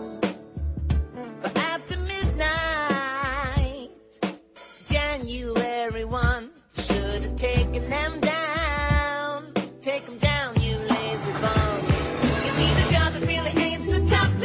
Why don't you take down the lights? Take down the lights. Should have packed them up January 1. Why don't you take down the lights? Take down the lights. I say, phone me. Take them down. Wasting electricity. Besides, you're the only one still celebrating Christmas. Down 258 on the down. Not good. I wonder how come Maria hasn't sounded in today, huh? I don't know. Maybe Wouldn't not. you think this would be a great buying opportunity? Bye. No thanks. You first. Bye. Robert says, great show, Neil. Listening since the IOD days, but George, he blows, boring and ponderous. When he's on, I turn it off. Well, he's on right now. Bye, Robert. Say something. No. Well, Robert just turned you off. Fake Barry Jackass says, when you have your meeting with Joyce and Joe, tell them to bring Hank and Ed back immediately, if not sooner. Oh, yeah, I'm going to tell them something, right. Yeah, I'm going to tell them. That was really most amusing, Barry, you tub. That was funny. You silly tub. Rick says, what were you saying about Tropical Paradise ice cream? It sounded really good, but I missed what, when, or what brand that was. Publix, Winn-Dixie, Albertsons, February 2nd. It'll be available. What is it, Bluebell? No, I'm not going to say that. What? Balls. No, seriously, what is it, Bluebell? I don't know. New brand of ice cream. And Tropical Paradise will be exclusively sold in South Florida with coconut and a bunch of gooey stuff. I don't know, it might be okay. I don't dislike coconut. I just don't like stuff with lots of shredded coconut. I don't like shredded coconut, no. The coconut ice cream that I had did not have shredded coconut in it. Like, it was completely pulverized. Mm-hmm. So it was just coconut flavor. Yeah, I like the flavor. But it was real, and it was homemade, too, so that was another reason. I see. Don't start with ice cream now. We just finished with the damn burgers. Hey, why not? Daisy says that guy from Orlando who wrote that he did Mystery Shop, remember that? Mm-hmm. Most likely meant that he was a mystery shopper. I see. Mystery shoppers are people who get paid, usually by having amounts deposited on their credit or debit cards. They go to restaurants, movies, shopping centers, food markets, etc., posing as legitimate shoppers. Later, they survey and rate the places they went to, pays mainly the cost of the meals and a little bit more, but it's a way to get free meals. Says Daisy. Who I think she sent this yesterday afternoon, but I think she sent that during the show. But nevertheless, thanks, Daisy. Oh, Phil Ark with a Jimmy Syphilis spy report. The unctuous Jimmy Syphilis. I wanted to let you know that the Dolphins announcer quickly blurted out your name this morning. They were talking about that anus Joe the non-plumber and his comments about how the media should be abolished and prohibited from covering wars because they get in the way with their facts and negative portrayals. Jimmy, in his infinite wisdom, agreed with Joe. He said there are malcontents who all they do is criticize the military decisions in the nation and in the national and local media. And then he said, like Rogers. He wants war. I do have a first name, okay, Jimmy? I never just say syphilis. I always say Jimmy Syphilis, don't I? Indeed. Like Rogers. He wants war to be covered like they did in WW2 through newsreels after the fact. Isn't that quaint? Then it says, when is Joe Bell firing that turncoat working for a cheap channel? Well, first of all, we don't hire him. He works for the team. He sure don't work for our team, I'll tell you that. Jimmy Syphilitic. All of a sudden turned expert on world affairs and right-wing fanatic. He's licking his wounds now because his boy got whipped. He took a whooping in the election, and another few days and he'll be long gone, the Bushmeister. Long gone, along with Dick Cheney and all these other right-wing a-holes. Condoleezza, who got put in her place at the UN, by the way. How do you like that? Mm-hmm. When Ehud Olmert speaks, Condoleezza sits up and she stops buying shoes. She stops shopping. Okay, Yasser, whatever you say, Yasser. I thought Yasser was dead, by the way. Yeah. Joe says I was about 12 years old. Oh, Hervé Fillon. Remember his name came up yesterday? Mm-hmm. He said I was about 12 years old when I lugged that dwarf's golf bag around a golf course for 4.5 hours and put up with looking in the woods on every hole for his golf balls, then to be given the standard $8 for the loop. Who says French Canadians are cheap, says Joe. Hervé Fillon, my ass. Hey, if Walter Case Jr. can come back, why not Hervé, huh? My God, one thing about our great sport of harness racing, you can never be too low to be let back into the club. You can never beat up too many women or go to jail for too long or fix too many races. You can never do too many bad things. There's always room at the inn for the slime buckets. Bill says, Five Guys hamburgers are okay, but better give yourself about 25 minutes to wait while they make it. It's not fast food and etc., says Bill. Well, if it's really great, it's worth it. But do you want to wait 25 minutes for a booger? Why not, if it's good? 25 minutes? Do you know how long that is? That's very long. Like right now, it's 25 till noon. I know exactly how long it is. It's going to be a long time till noon, man. Let me tell you right now. How long is that thing going to last this afternoon, by the way? Longer than we want it to. Well, if it's more than a minute, that's longer than I want. But can you find out? It's supposed to be an hour, according to that thing. You want me to fax it to you? God. And you'll be up Fax to my me level? what? This thing. Have you got a memo? Yes. Well, they didn't bother sending it to me. One thing about They that, didn't Clarence, send it to me either. I had to ask for it. I see. Well, that's because it's this show. And isn't that interesting that if that topic, of course, more relates to this show than it does the sports talk shows, because like you said this morning, on the sports host can say any crap they want. That's right. The excuse being that they're dumb jocks, you know. Well, that they're not ever going to say anything prurient or shocking or anything like that. It's always going to be antiseptic. And so if they do use those words, it's, it doesn't mean what we mean when we say them. They really think that. Do they really? In other words, those guys are all In other words, antiseptic. they're not a bunch of dirty-ass perverts like we are. They're not living in the gutter with dirty minds. Right. We are. Sure they are. I know. Goes with the territory. Goes with being a jock. Right. But here in this fraternity. Let me send you that picture of Tim Tebow's girlfriend again with a huge balloon. I saved it. Don't worry. I bet you did.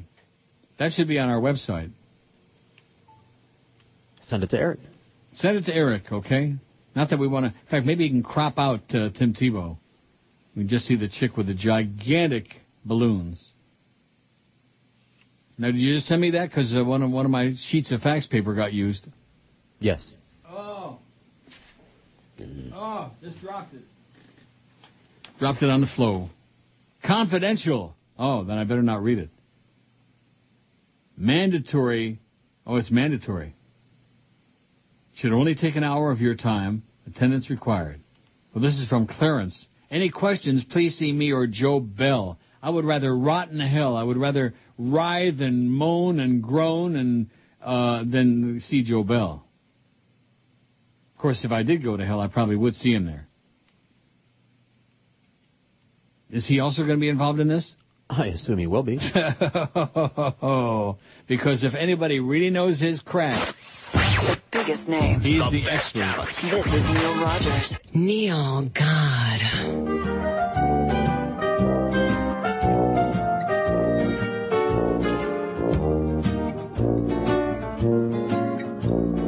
So long, 2008.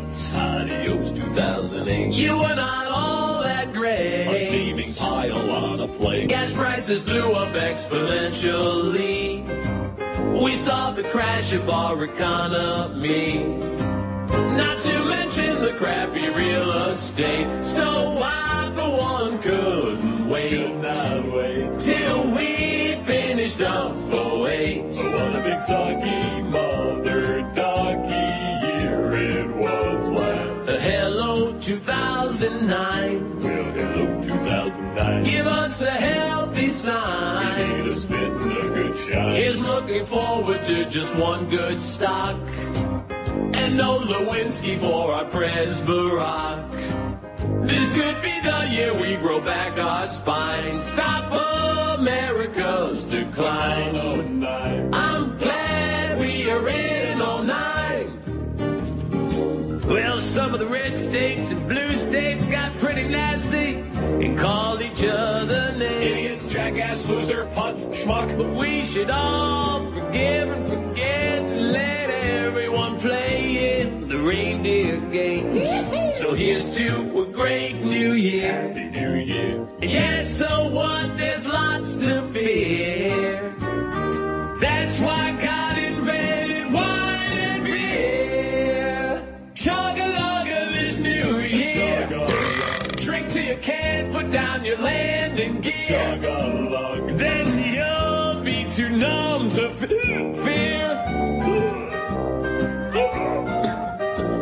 That's almost enough to make me want to play that Goodbye to 2000, whatever that is. Almost? So long, 2008. What? Almost? Almost. It's too long, man. Yeah. No, I like it.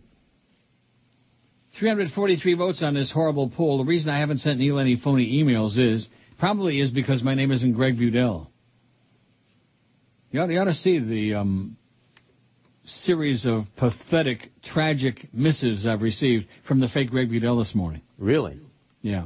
A whole bunch of crap. Mostly about Caprita and Don Agony this and yada yada. And you bastard, everybody ever worked for you said you're a piece of crap. About go to hell, Greg. I tried to get you hired at Sirius and you turn on me. And good right. God.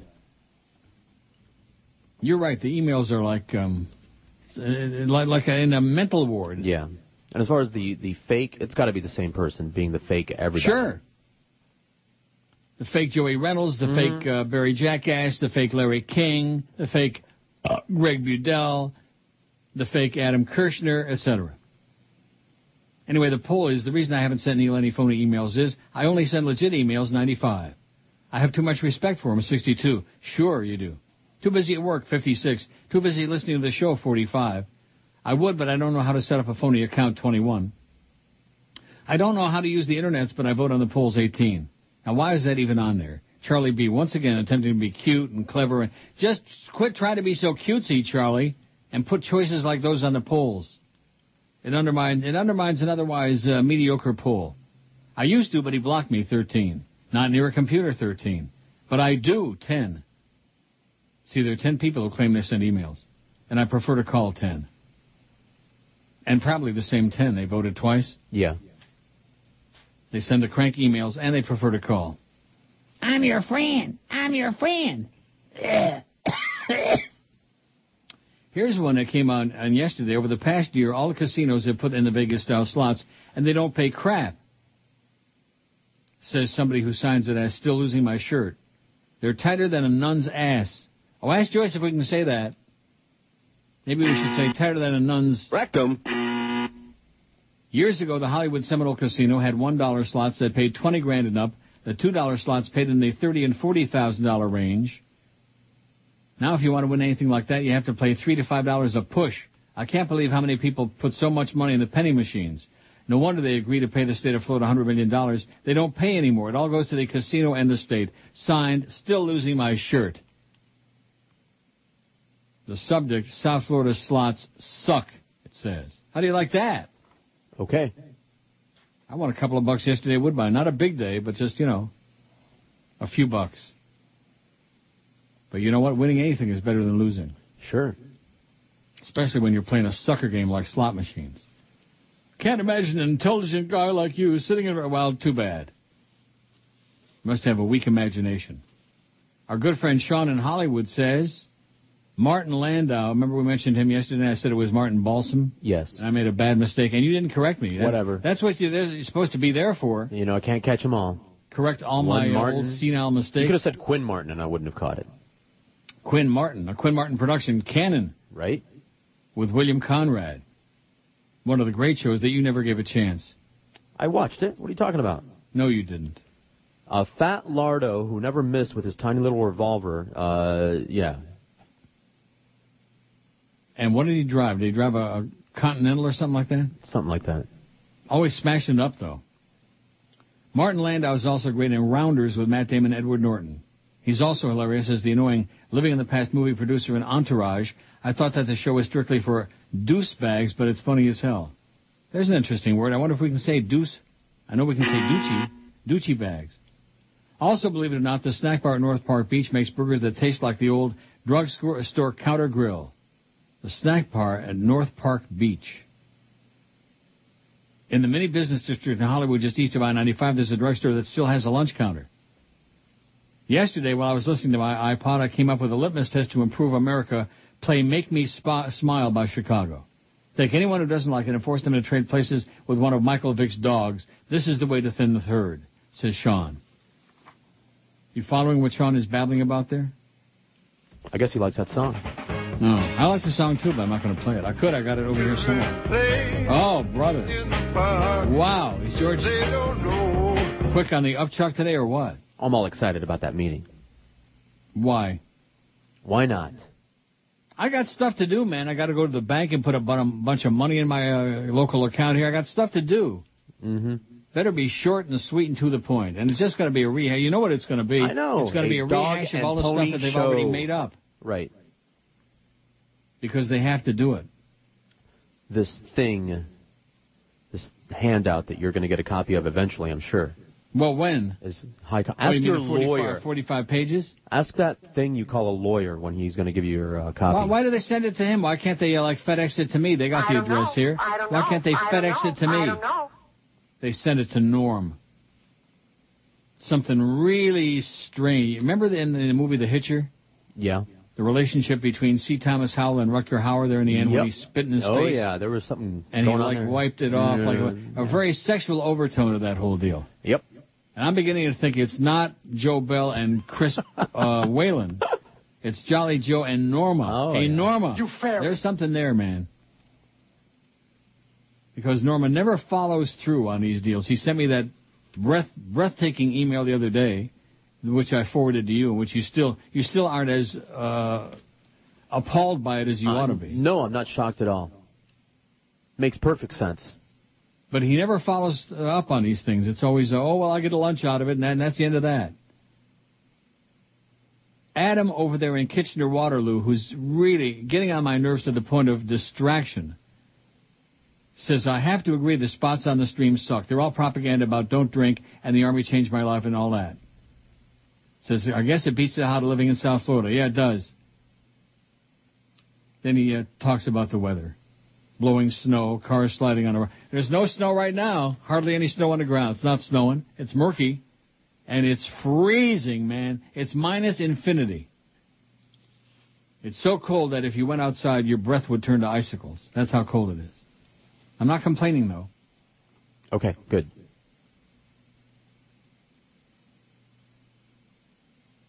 Tracy says, PSA about volunteering to teach on the streaming. To teach kids has Angie Harmon teaching kids to spell prosecutorial and habeas corpus not executable. Jesus. That dude is right, though. The ad council spots are killers designed to make us all feel like bad people for not volunteering to help kids and whatnot. However, I'm a bad person. Sue me. I just turn my headphones off when they come on, says Tracy. There you go. That's the answer for it. All this bitching and moaning. Why don't you do something about it? Wah. We could tell them 1,000,000 times there's nothing we can do about it. And, why don't you do something about it, though? Right? Like what? Exactly. Like, what are we going to do about it? Throw a tantrum? Have a nervous breakdown?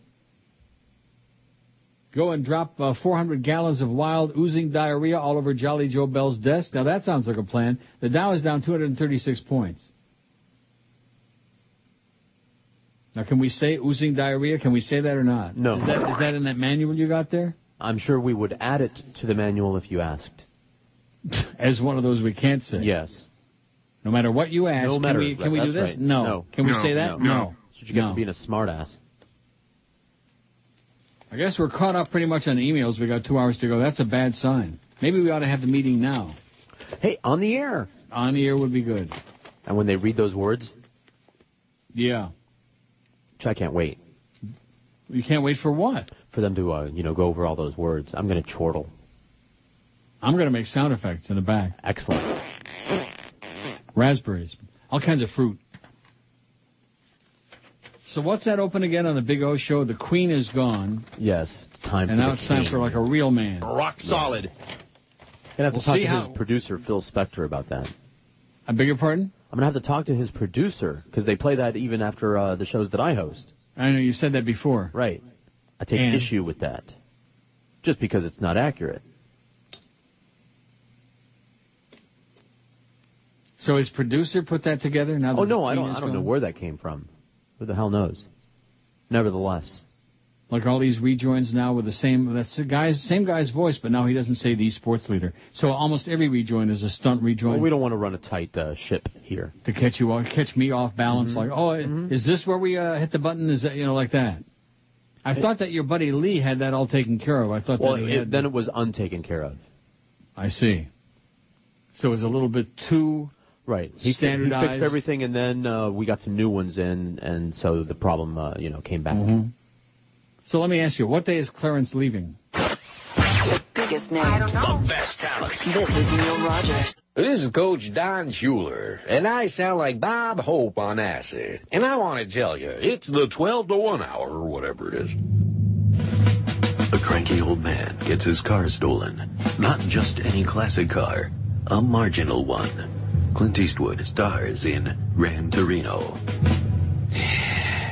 Which one of you punks stole my Gran Torino? Oh, no, we're talking about Oh, yeah.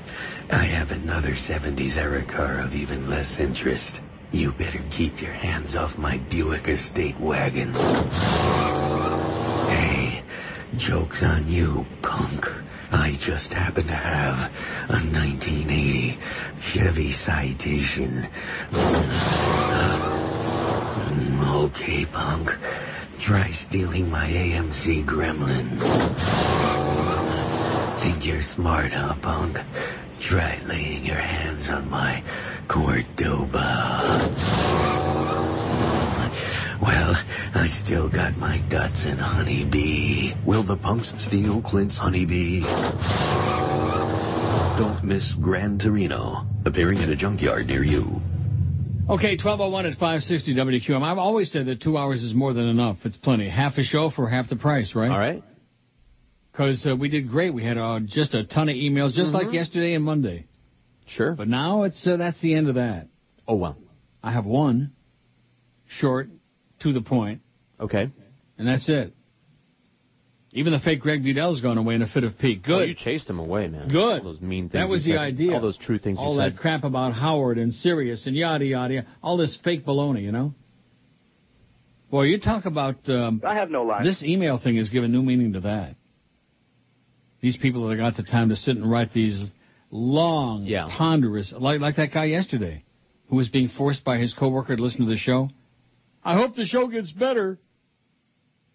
And then he's giving me a song to dance about. Don't play so many bits. What's with all the bits? If he's not going to listen anymore, he doesn't like the show, which is fine. He's entitled. Then what's he giving me instruction what the hell to do on the show for? Do you follow what I'm saying? No, what?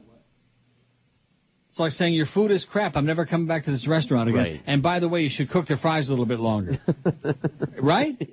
That's exactly right. What's the point? There isn't one. Lifeless. Down 251 on the Dow. What? What? You're reading the Dow stuff. Boy, you really want to know the numbers in the toilet.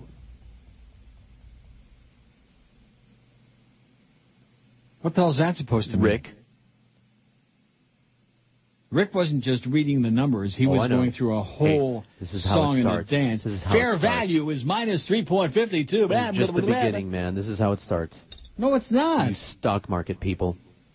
Oh, I'm a stock market people? You must be. You should live so long, man. I got the cure big time. I got the cure. With an expensive cure, I understand. Oh, yeah. I wish I had that money right now, I'll tell you that. Because if I did, I wouldn't be sitting here. I wouldn't be sitting getting ready for some stupid-ass meeting at 2:30 this afternoon on the telephone. Oh, good God. Michael says one of the other stations, the sports station 790, plays dead air over the bogus spots. Now, what does that mean, plays dead air over the bogus spot? Can you explain that to me? How do you play dead air? I guess silence. I'm just guessing. Oh, over the spots? They don't know how to articulate their point very well. Or does a live internet show during the commercials or play some old bits? All are preferable to listening to the same PSA over and over again. I am so over McGruff the crime dog. Can George do some during the commercials? Can George do a show during the commercial? Of course not. I'll do a song and dance. Yeah, he'll do a big song and dance during the commercials. Little soft See, shoe. I hate to... Let me say it again. It's a great thing that we can stream. Because even in South Florida, there are people like who live in work in office buildings or whatever, or live in areas where they get a really crappy AM signal over there. And so they listen online. They get a nice, clear sound for free. And that's it. It doesn't cost you anything.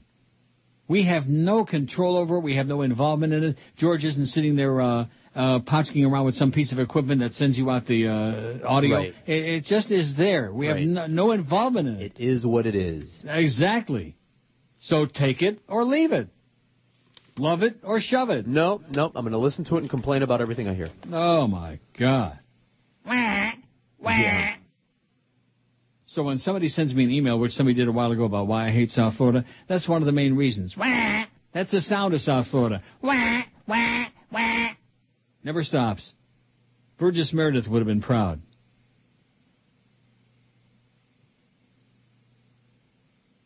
Oh, here we go. Obama's pick for FCC signals change. I better print this one out from the Wall Street Journal. Things are looking up, maybe fart noises, it says. See, I hate to break the news to you, Carl, but there's no FCC restriction about fart noises. That's something that Joyce just made up.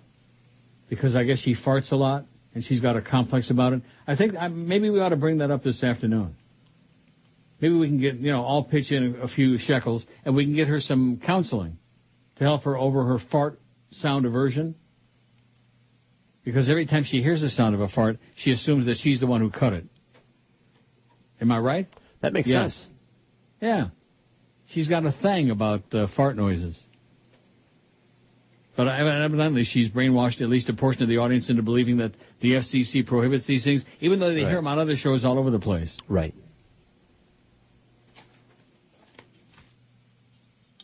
Well, here you go. Here's this spiffy thing. President-elect Barack Obama's choice of Julius Genachowski to lead the FCC signals that issues affecting telecommunications and media companies will take a high profile in the administration.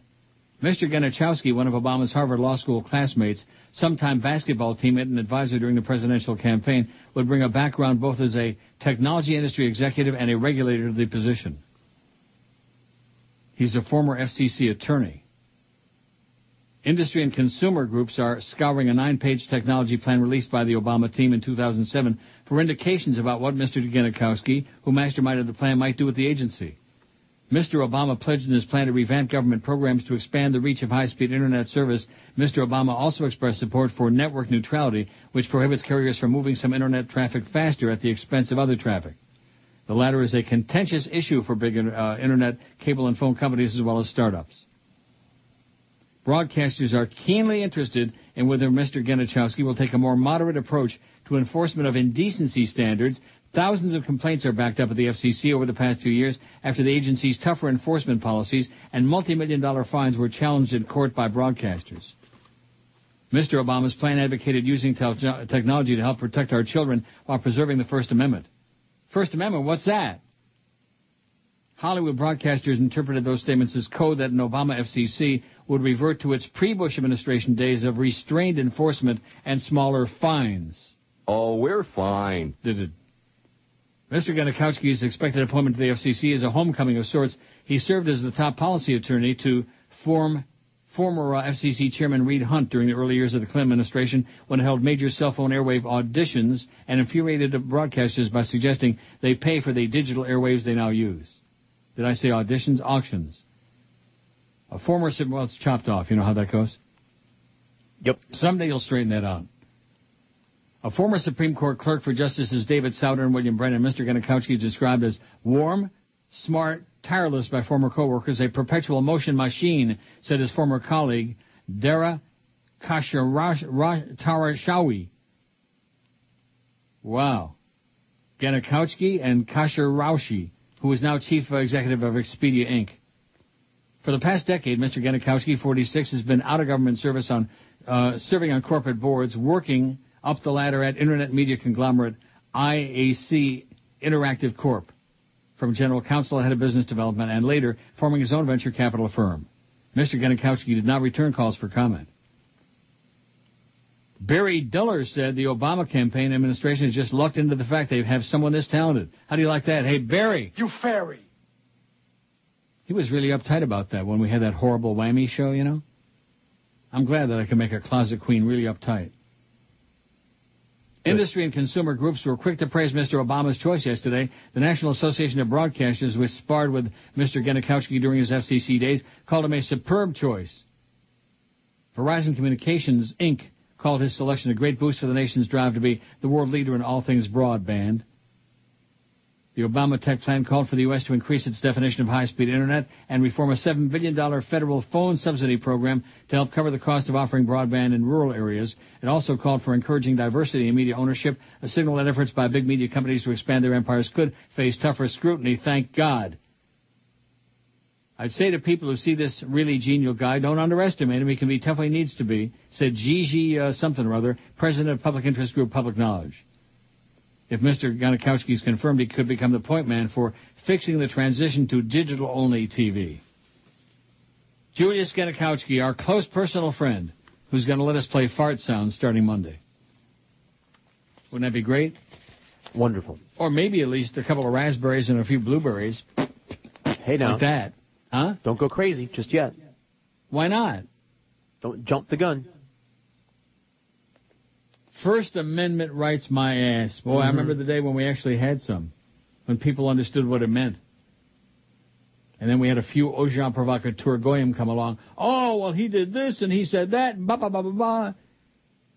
Like you said, complain, complain, complain, whine and moan and censor and censor and censor. Isn't that where it's at? Isn't that what it's all about? Yep. Censor and censor and bleep out. When in doubt, bleep it out. How do you entertain adults when you can't say anything? That's what I'd like to know. Shut up. I'll wait till 2:30. Mm-hmm. Then I'll shut up and listen. Maybe they'll tell us. As if you think they have any idea? Is there anybody in the world who knows where that imaginary line is drawn? Does anybody really know the definition of these terms, indecency and et cetera? Does anybody know the real definition of that term? Nope. Because being the old pervert fag that I am, what's indecent to me may be... it's all subjective. Exactly. So, the bottom line is, when in doubt, ask Joyce. The biggest names. The best talent. This is Neil Rogers. Neil, God. This is Eyewitness News. With his 8 years as president coming to a close, the president admitted that some of his decisions have been unpopular. One of the things I'm beginning to realize is that I am smarter than birds. And some good news out of Iraq. U.S. military commanders have announced that the third annual Bring Your Daughter to War Day was a great success. We'll be right back. Okay, 12:16 at 560 WQM. The emails have not slowed. They have halted. They've stopped. Stopped in their tracks. Oh, well. Neil at neilrogers.com. We did really great for like 2.5 days this week. Monday was good. Yesterday was better. And you want to know why? Because we talked about food all day and about hamburgers. Well, let's try it again. No, let's not. You want to talk about burgers again? No, ice cream. Oh, come on. Ice cream what? You scream all the time. Screamer. Seriously, you want to talk about ice cream again? We're going to do like the footy show? Seriously, I don't. I was Look joking. what happened to him. Look what happened to Footy. Mm-hmm. With the best chili dog in town for like 16, 17 days on his pole. Good God. Now, what were you saying about chili dog? Do they have that at Johnny F. and Rockets? I don't know if they have chili dogs. They have chili burgers. That's what I get when I go there. They do? Yeah. Are they chili? It's pretty chilly here, I'll tell you that. They're all right. Like the world ended. I think next time I go there, I'm going to have something like beside the patty melt. Mm-hmm. But it's hard to do that because, you know... And I get in a rut, too, when I like something. I wind up ordering it over and over until you get burnt out. When you go to a particular restaurant, there's something on the menu that you really love. Right. And even though there may be a zillion other things on there that are equally good or maybe even better, you're reluctant to go off of that one thing because here's your chance to get something you know you love. You know what I'm saying? Mm-hmm. It'd be like walking into a whorehouse, and there's Vicky, which you know you love Vicky, but there's a half a dozen other hot chicks sitting around. And do you want to, like, pass on Vicky this time, or do you want to, like, try some of the other tempting meat? That's right. I want to mix it up. Nothing in that view. Nothing. Zero. Zippity-doo-dah. 402 votes on the poll. That's kind of mediocre. Well, I guess I dip into my bedtime story, which I have one. And then maybe in my pile there's... no, I don't think so. Arab world hails shoe attack as Bush's farewell gift. It's a little bit not so timely anymore, you know? Like I was going to say about the phone. I think it would be great if the powers that be are really there in the building. If we sampled the phone calls. Yeah, that might be a good idea? No. Well, no, I mean, they don't care. They don't care. Right. What? They don't care. We said it at the same time. They don't care. The Protect Marriage Coalition, which led the fight to pass an anti-gay marriage initiative in California, is now suing to shield its financial records from public scrutiny. The lawsuit claims that donors to Protect Marriage and a second group involved in the suit have received threatening phone calls and emails. It asks for existing donation lists to be removed from the California Secretary of State's website and also seeks to have both plaintiffs and all similar groups be exempted in the future from ever having to file donation disclosure reports on this or any similar campaigns. Although public access advocates believe this sweeping demand for donor anonymity has little chance of success, it does point up the secretive and even conspiratorial nature of much of right-wing political activity in California. The man who more than any other has been associated with this kind of semi-covert activity over the past 25 years is reclusive billionaire Howard Amundsen. Amundsen is a Christian reconstructionist, a devout follower of the late R.J. Rushdoony, who advocated the replacement of the U.S. Constitution with the most extreme precepts of Old Testament, including the execution, preferably by stoning, of homosexuals, adulterers, witches, blasphemers, and disobedient children. Amundsen himself has stated, "My goal is the total integration of biblical law into our lives." Oh, my effing God. As absurd as this reconstructionist agenda may seem, the success of Proposition 8 demonstrates the ability of what is sometimes called the Christian Taliban to pursue its covert activities behind the screen of seemingly mainstream initiatives and candidates. The Christian Taliban. Man. Abramson's role in promoting Proposition 8 has drawn a lot of attention, but he appears to serve primarily as the money man, leaving his associates to carry out the practical details. One name in particular stands out as Amundsen's chief lieutenant, political consultant Wayne C. Johnson, whose Johnson Clark Associates coordinated the Prop 8 campaign. Johnson has spent many years working for the Amundsen-funded causes, such as the battle against the 2004 initiative to promote stem cell research and organizations like the anti-spending California Taxpayer Protection Committee. Johnson Clark has also operated PACs for many candidates supported by Amundsen. It ran Representative John Doolittle's leadership PAC, which became notorious for sending a 15% commission to Doolittle's wife out of every donation received. It currently runs the PAC for Representative Tom McClintock, a strong Prop 8 supporter who was narrowly elected last fall to succeed the scandal-plagued Doolittle. The series of events leading to the approval of Prop 8 began in 2000 with the passage of Prop 22, which defined marriage in California as being solely between one man and one woman, but did so only as a matter of law and not as a constitutional amendment. Prop 22 was quickly challenged in court, leading to the creation by its supporters of the Prop 22 Legal Defense Fund. In 2003, Johnson Clark Associates registered the domain protectmarriage.com on behalf of that fund. ProtectMarriage.com began campaigning in early 2005 for an initiative that would add its restrictive definition of marriage to the California Constitution, but it failed to gather sufficient signatures and was terminated in September 2006. In 2008, however, a reborn ProtectMarriage.com, flush with nearly $1 million in funding from Howard Amundsen and tens of millions from other donors, succeeded in getting Prop 8 placed on the ballot and approved by 52% of the voters. Prop 8 is now California law, at least for the moment, pending challenges to its constitutionality, and ProtectMarriage.com has turned its attention to demanding that all 18,000 existing same-sex marriages be declared invalid. I'll guarantee there's a lot of other people who wish that their marriages were declared invalid. George. Oh, really? I could be wrong about that. But then again, what would I know about it? Right. Now, George wants to invite all of his close personal friends whom he hasn't seen in quite some time. Right. Or anyone else.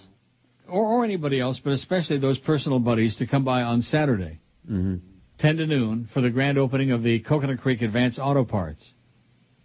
Chance to win Miami Heat autograph team ball and tickets to the Heat Celtics game on Wednesday. Plus, you can take advantage of great deals on all your automotive needs, too. Advanced Auto Parts, 6546 North State Road 7 in Coconut Creek. Little George will be there 10 to noon. I'm sure he's just dying to see the guy with the eyes, the guy with the fanny pack. All of them, yeah. Gilbert.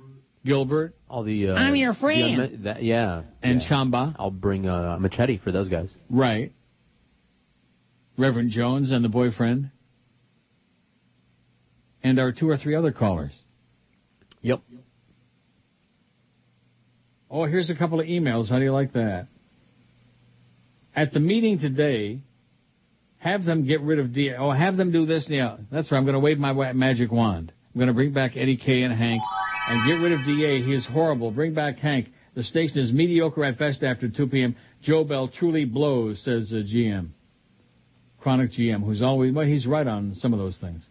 Bluebell claims their ice cream tastes hand-cranked. And then this particular emailer says it tastes like someone had a pile of crap in their hands before they cranked. How do you like that? Hand-cranked my ass.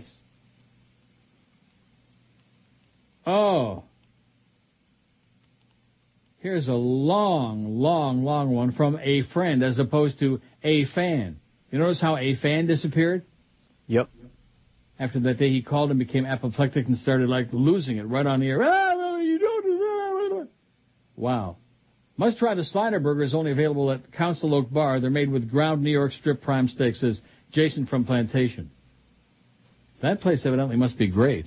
We saw it for the first time the last time I was down a couple of weeks ago. Mm-hmm.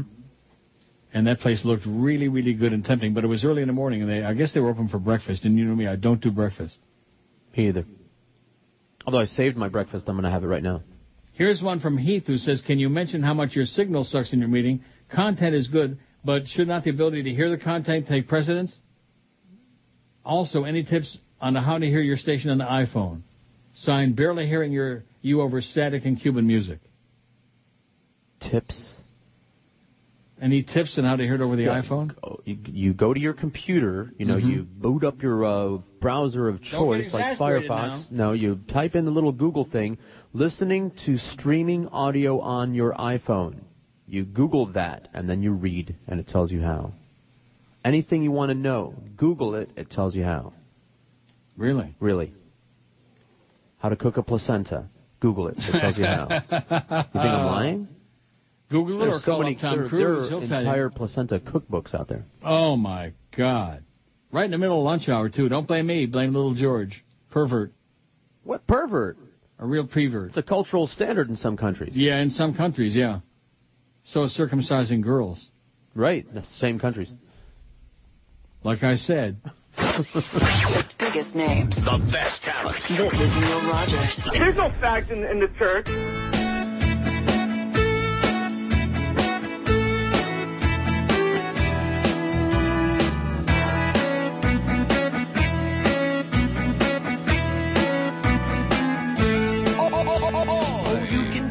Fans, you don't like their demands. If they have some request, you'll just say no. And then tell Norma Kent to tell the management you want nobody messing with your show. You're on from 10 till 2, and when your shift is through, tell George he can relax and smoke some weed. And then go tell Joe Bell that he can go to hell. He even almost makes you miss Gregory. Absolutely. But don't play a fart, the sound of a fart. I don't think Joyce would understand. No. 'Cause if you play a fart, the sound of a fart, you'll be in trouble with the Beasley clan.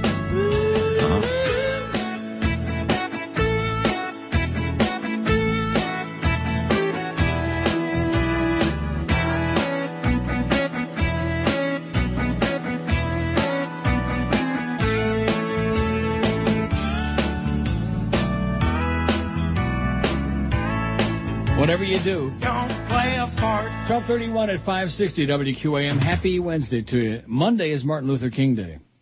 Yes. And I'm not working on Monday. Correct. And you are? Yes. And who's working with you? Fat Chris? I don't know. Oh. And which day is President's Day? Did we ever find, did they tell us? No, I have to look on the new calendar. I haven't gone in Oh, there you yet. got a new calendar from Flea. Right. Thanks, Flea. Have you got it? Or is it in the other room? It's in the other room there. I'll go over during a gee, break. well. I keep forgetting. No emergency. I know. So who's working with me on President's Day when you're off? I don't know. Oh. Maybe a fat Chris Whalen will come back on They need those to have days. a bunk room in here. A what? A bunk room where people can take a nap. Maybe a No. couch.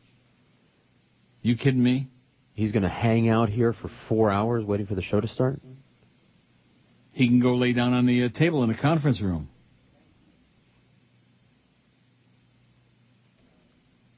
No? Maybe. I think Sure it's he can. going to be Lee, though. By the way, it's Monday the 19th. Will be President's It's going to Day. be Flea? Yes. So that's this coming Monday. Right. Oh, no, that's Martin Luther King Day. When's President's Day, Lee, since you're in there with the calendar? 26th. The 16th of February. Oh, it's way, way down the road. So Flea's going to be working with me or with you on Monday. Yes. I'm not going to be here. You're going to be observing. Observing what? Martin Luther King Day. At Woodbine. Don't you go to a rally or a parade or something? Wesley says perhaps emails slow down when the weather is nice, as in cool here in South Florida. At least people tend to move toward the great outdoors in these rare Florida days. But what do I know? He says. P.S. Five Guys is really a phenomenon. They don't advertise at all, at least so they claim. It's by word of mouth, full of ground beef. The mouth. And they benefit from media hype by so-called food critics.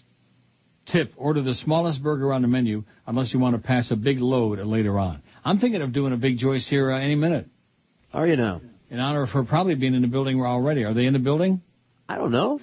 Well, why don't you go out in the hallway and sniff around a little bit? Have Flea go out there and take a look. I'll wander. I'll take about an hour, maybe an hour and a half. He's pretty tight with the upper-level management here. You got to go and do a little spying in the hallway. Go out and sniff the air. Oh, geez, the Beasleys must be here. Oh, yeah, it smells just like that. Now, Larry is really helpful. Wait till you hear this. Larry says, hey, Neil, that number in the whole sales hole getting our cell numbers may not be real. Mad Dog thought he had been duped yesterday after he read that on the air. According to Snopes, an online rumor customer service, that claim is false. How many times have we talked about that? About 30, man. Larry, I guess you're busy. I hope you're doing some business. Thanks anyway, Larry, but been there, done that. It's an urban legend starring, what's his name? Oh, and where did I hear them playing the music from Requiem? Up there? No, on some TV show. In the background, they were playing music from Requiem. Maybe it was during one of the ball games over the weekend, so you wouldn't have been watching. I think so. And very quietly in the background, they were playing Requiem for a Dream. Jared Leto, that's who I was thinking of. Okay.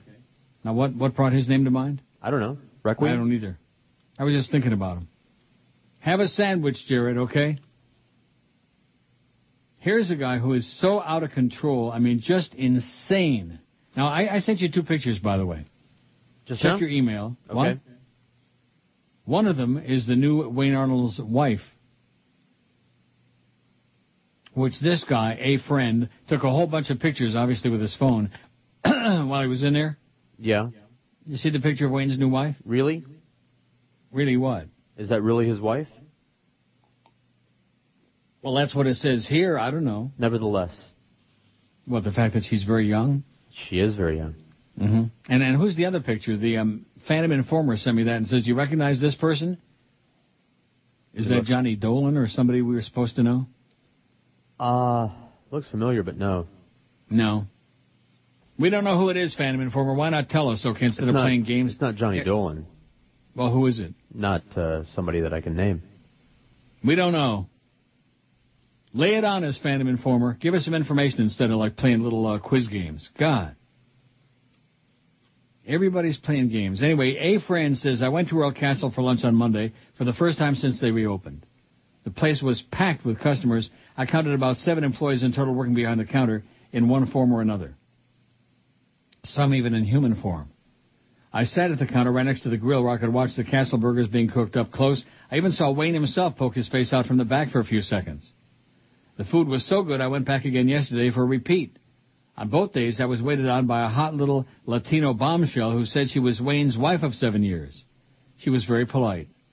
I took a few photos with my cell phone, which I have enclosed, just to make, enclosed like a whole bunch of them. Here's the grill, here's the onions, Any more of his wife?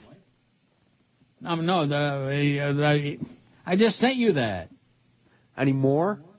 Yeah, why? Of his wife? Yeah. Why, you want him? Yeah, sure. Why? She's cute. So? She's like fully clothed. She's not like naked or something. Not in my head. Just make sure you make a visit to Wayne Arnold's Royal Castle next time you come down, as those castle burgers are still out of this world. Enjoy the photos, says Steve in North Miami Beach, who sent me photo. And I think there's only one other picture of her. I'll send it. Okay. But like I'm saying, here's one that says, this is Wayne Arnold's wife serving me birch beer. Yeah, I got that. That's the one you sent. You got it. Mm-hmm. What? That's the one that I got. That's the one I sent you? Yes. Well, there's one or two others. All right. And he sends me pictures of the grill and pictures of the onions and pictures of the burgers and pictures of the buns and pictures of his ass. Rectum. Oh, Steve, calm down. Wow. So evidently people have been waiting a long time for Wayne to reopen. That's good news. Because he's a good guy, and it's the last of a breed, man. It's the last Royal Castle anywhere in South Florida, as far as I know. Wasn't there was one other one that was hanging on for a while, remember? Right. I don't know if it's still there or not. It was out in Yenamsville somewhere. And restaurants in Yenamsville have a tendency not to stick around too long. People like a place that's like close by, like right next door, like having a stadium right next door. Oh, geez. That business on Joe's show the other day, where they were bellyaching about Dolphin Stadium and the Hurricanes playing there, all this other crap. My God, anybody that's still jonesing for the Orange Bowl, you need mental help. Good God. Talk about washroom, restroom, toilet, whatever word you want to use. It was an outdoor toilet. And it's a damn good thing it was, because generally speaking, there weren't any real ones anywhere to be found. What a mess. But again, then the Marlins are going to be playing there. It ought to be really great. I bet you everybody in town wants to drive down there into Little Havana and where the old Orange Bowl used to be and go see the Marlins. Even where they are right now, right off the turnpike, right there at the Dade-Broward line. Nobody wants to go see them now, so why are they going to want to drive all the way down there to see them? Are they? Nope. Will you? Oh, yeah, every day. I want to give you an update of what took place just now off the air, because I think it's important you hear this. Howard just called the radio station, Howard David, who I get along with great, I thought. He called me and saying I was trying to stir it up. My point back to Howard is don't listen. Listen to 101.5. Let me see, what age group? 101.5 for Howard, maybe 102.7. Some easily listening love music so you could focus on your wife and your family and the grandkids instead of listening and always calling the radio station. He's becoming Howard the caller, like Howard from Boca. Howard from Boca. It's like, it's okay. So anyway, he's listening. So I just wanted to get the message out, and don't call my show, too, just for a record. Don't call off the air because I don't want to talk to you, and I don't want to hear you on the private line. Congratulations, you know the private line number. That's great. But don't call because you're not coming on this show. You've got your 3 hours, 5 to 8, Monday through Friday. You can talk all you want, but you're not coming on this show. And we'll leave it at that. All right? I got nothing against you. You seem like a decent person. And I know you've been taking a big hit on the radio station from everybody else, but it's over. Me and you, done. Now see here, I ain't never said no. I'm getting very annoyed about me saying doy. I ain't never said doy. You say that I doy, then they ought to pay me by the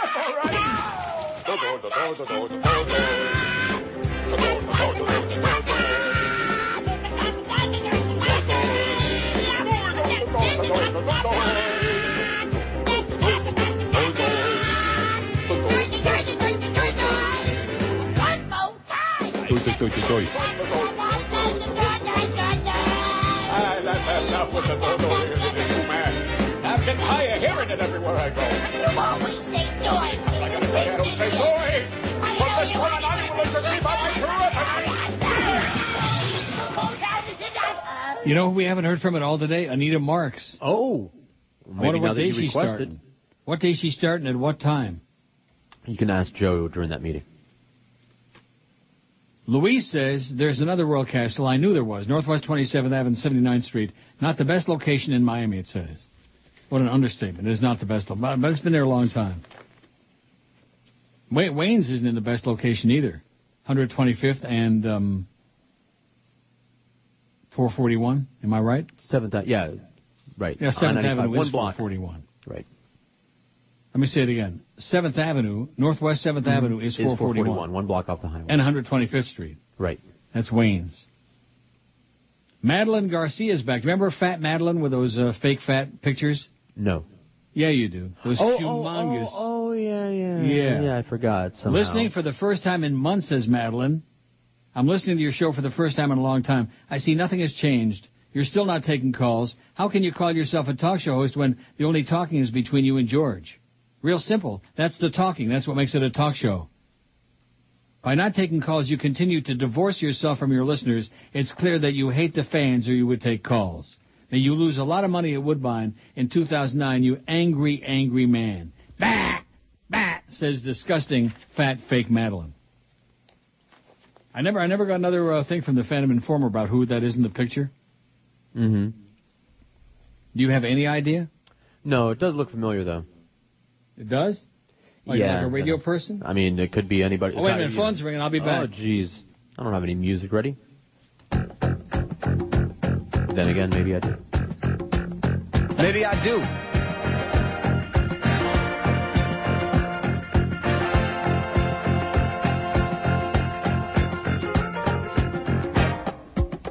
It's going to be a freaking telemarketer. Slacker. It's Kim, the automated voice. See? That's about the 10th one of those I've had from that bitch. Should really disconnect that phone during the show. Why? Suppose it was like something critical and important and crucial. Like what? I don't know. Like maybe somebody just died and left me like $20 million. Oh, yeah. Know anybody that's got $20 million? Now, in contrast to Fat, whatever her name was, here's Jay in Baltimore says, I've been listening to your show for 50 million years, and I got to tell you, the end of last week and the beginning of this week have been the best run of shows I've ever heard. How do you like that? Wow. Woo! They must not have heard too many. Why, is that a negatory comment on the shows at the end of last week and the beginning of this week? What? Last week you had me peeing in my pants 1 minute and pissed off the next as you weaved silly anti-Taco Bell emails with deathly serious bedtime stories about Gaza. Your interaction... Oh, and by the way, I had some Jewish guy from Chicago who's been listening to me for a million years, but not anymore because of all the anti-Israel stories I put on the website and yada yada. Yep. And then he went through this long, ponderous history lesson, this twisted history lesson. Mm-hmm. Another Israel firster. And I said I deleted him and goodbye to him. Your interaction with the sports homos who are obsessed with Tim Tebow and the endless fake Siskel and Eberts of the radio dial who endlessly critique every detail of your show has been far better than the interaction Joe Ho-Ho Bell keeps begging for with a hapless caller. He doesn't really keep begging for them, but I just know from previous conversations his, the audience loves Neil's interaction with the callers. Well, guess what, Joe? Thanks to you, there aren't any callers. They're just 4 or 5 cranks. There aren't any callers. And if you don't believe me, listen to the sports shows and you'll find out there also aren't any callers. It's just a bunch of different cranks. Or maybe some of the same ones. As in this morning. Wasn't that this morning? Yep. I could listen to this for the next 5 years easily, says Jay. Thank you for freeing us from the callers and taking the show up a notch. Things haven't been great for me lately, but you and George always make me feel better and make my days at my Schmitty job go by faster. That's my critique. Now I'm off to Taco Bell for lunch. By the way, Five Guys burgers are damn good, says Jay in Baltimore. Thanks, Jay. Good luck to you. Feel better, whatever's going on. Right? Right. I see somebody on here. Zek. Zek is back. Remember Zek from yesterday? Yep. Good place to get ice cream is Bruster's Ice Cream. Zechariah in Pine Island, who's just beyond chronic. And tried to get onto my MySpace, which I turned him down. Go away, Zek. Your emails are Drek, Zek. Oh, no. Here's a serious obit. This is bad news. We may have to cancel that meeting this afternoon. So you can mourn? Yes. Oh, my God. You're going to be in shock. Now, how come the Phantom Informer didn't email back and tell me who was in that picture? Because no matter how many days, weeks, or months go by, we're still not going to have any idea who it is. Not that I care all that much, but it might be interesting. You want to hear the celebrity obit? Please. Emmy award-winning actor who created and starred in the cult classic television show The Prisoner has died. He was 80. Patrick McGowan. Well, what? He wasn't making any new ones. Who's number 6? Who's number 2? I thought you were number 2.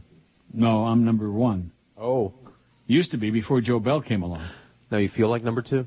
Yeah, that's right. Now I feel and look like number 2. McGowan died yesterday in Los Angeles after a short illness. His son-in-law, film producer Cleve Landsberg, said Wednesday. Landsberg. Patrick McGowan don't sound... Oh, his son-in-law, I see. His son-in-law is Jewish. McGowan won 2 Emmys for his work on the Peter Falk detective drama Columbo, and more recently appeared as King Edward Longshanks in the 95 Mel Gibson film Braveheart. By the way, he did a great job as that. I mean, he was emaciated. It didn't even look like him. I was shocked when I heard that was him. Really? Yes. Well, he probably don't look too good now either. An incredible performance. But he was best known as the title character number 6 in The Prisoner, a surreal 1960s British series in which a former spy is held captive in a small village and constantly tries to escape. It's a great series. Not a good series, it's great. It's a little bit esoteric for most, including me, but nevertheless, The Prisoner. And you see Rover, that big ball on the beach. Every time somebody tries to escape, Rover goes out, the big ball, and like envelops them and bounces them back into the village. Just like that. So Patrick McGowan is dead. He was 80. I guess that's old enough. I guess. Isn't it? Sure, I'll take it. It's old enough unless you're like 79 and a half.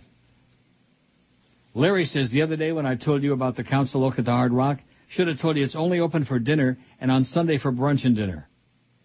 Just like Capitol Grill or Ruth Chris, their meat is very aged and very tender.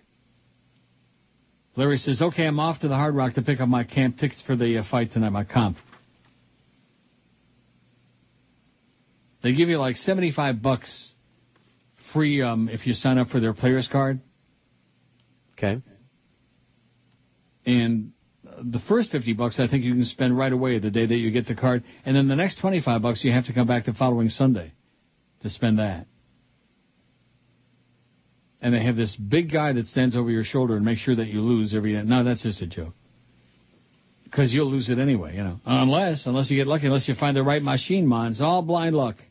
It's all blind luck. No skill, no talent, no sniffing out the right machine. It's all blind luck. So maybe it's a good thing that we have that meeting this afternoon. Look how much money it's going to save me. And the way things are now with this new deal. Now, when does your new deal start? Is your new deal kicked in now? Yes. With your 0.3% raise? That's right. And that real spiffy Cadillac Escalade that Joe personally is going to deliver to you today. Biggest name. Oh, yeah. Spinning rim. This is Neil Rogers. Oh, boy. It's the 1 to 2 hour. On the next Barter and Marbles, the Bluetooth. A small device designed to be worn on the ear, enabling cell phone users to impress themselves and actually speak with someone on the telephone. A true Barter and Marble. World War II. Two-way communications developed at a rapid rate. In the late 1940s, DuMont Television Laboratories designed the first telephones to be used in cars.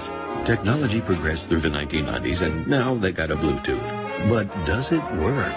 Former technician for Quasar Laboratories, Murray the Machine Levine. I tried to tell them that this thing just doesn't work. Oh, they just said not to worry, and corporate will convince consumers that they do. Barter and Marvel, the Bluetooth, tonight. Okay, can't wait. 101 at 560 WQM. It's our big 1 to 2 hour. A little trickle of emails, but at least, this is the way it's supposed to work, like I said the other day. Trickling?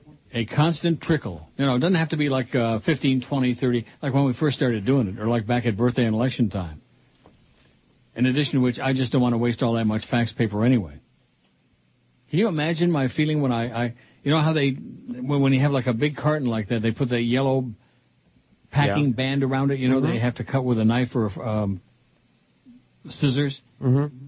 And I got my knife and because I've had 80 million of these boxes, they all look the same. And I open up, and it's not my regular 8.5 by 11 copy paper. It's 11 by 17. It's just, each one of the reams weighs about 6,000 pounds, How deflating. And I thought, what the hell am I going to do with that? Take it back. Take it back? Yeah. You mean send it back? And what am I going to do? Do you have any idea how much that carton weighs? About 65,000 tons? Get a friend to pick it up. Oh, they're coming to take it back. Do you hear it? No. You can't hear that? No. Yes. No. Okay. I think you're deaf. What? Because every time I would say when the sirens go blaring here, I'd say, can you hear it? And Fat Chris, You think he'd be the deaf one? He agrees You think with that all anything that you say. fat in his neck would close off his arteries and he couldn't hear anything? But you're deaf. What? Now I want you to listen to this is a one-sentence email. Okay, let me turn it up. H-A-Y, hey Neil, lifetime lister, L-I-S-T-E-R, Yeah. you are God. Love Toka Bell. Good luck in your meeting, Jim. Or J, something, I don't know. I think it's Jim. Good luck in your meeting. Well, what does that mean? Even Paco sent me a message, good luck in your, because I told him I had that meeting on the phone. You know, I explained to him yesterday what it was, as best as I could. Yeah, and he understood it? No. And he says, good luck in your meeting. Well, what does that mean? What do I need good luck for? So you don't get injured? No. Oh. How about getting mentally wounded? Does that count? Because certainly the people who are going to be involved in this meeting are enough to wound anybody. Mm-hmm. Cliff says, as we all watched the other day, what we saw was George W. Bush without his puppet strings attached. He comes off as that silly drunk friend you laugh at. Thank Neil God for Obama. Told you about Obama. I was the first one. And they all laughed at me. Oh, no, they're not going to elect no dark guy for, yeah, right. P.S. Five Guys Burgers is great, but there's nothing like Three Girls Clams. Oh! Yeah. You better go run in the other room and see if Joyce is there yet. Ask her if we can The read answer that. is no. Oh. And now one of my chronic emailers says, is this the one you signed up for? I didn't sign up for any Players Club thing. That was a friend of mine. John signed up for it at Hard Rock, which I'm afraid he's got the fever, you know. He got lucky on one machine and won a substantial amount of money a couple times ago I was down there. Yeah.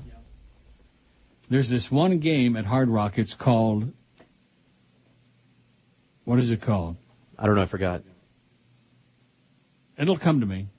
Something aggravation, I call it. That's not what it's called. But. And he won a whole, just a potload of money on that. And now he's got the fever. That's The how it last works. thing I need is for anybody I know to get the slots That's how fever. they get you. Yeah, How do they know that you're a new player? How does the because slot they have it in machine their know? computer. Yeah, but how do you know you've never played the slots before? Because that's how they hook you. What do you mean by, in other words... It's the beginner's luck thing. Oh, no, he's not a new player. He's I been see. to Vegas several times. And now he wants to go to Vegas. Don't want to go. I don't want to. Because I know it's going to cost me at least $5-6 grand. Mm-hmm. That's for a weekend. And like I said the other day, people that go to Vegas for like 10 days or 2 weeks, they have to be crazy. You have to be out of your mind. You have any idea how much you can drop there at all? Yeah. And if you're not gambling, then you're going to be going to the shows and you're going to be shopping. What's that incredible shopping mall they got there on the Strip? You ever been in that thing? What, in Caesars? No. It's the Vegas Mall I don't know. or something like that. And they have the collectible store with all those old documents that were signed by Lincoln and all these other precious, valuable stuff. You have to be a zillionaire to shop in that mall. I see. And they also have Ruth, what's-her-name's candies. Ethel M's. Ethel M's. Well, Ruth, Ethel, same thing. Boy, I love those Ethel M's. God. You're good. Anyway, Classic Rockers Club for exclusive Players Club members age 55 plus. Oh, I'm sure they'll ID me if I tell them I'm 55. Oh, you don't look a day over 54. Seminole Hard Rock Hotel and Casino recently launched a Classic Rockers Club, Rockers for Old Cockers, for exclusive Players Club members 55 plus.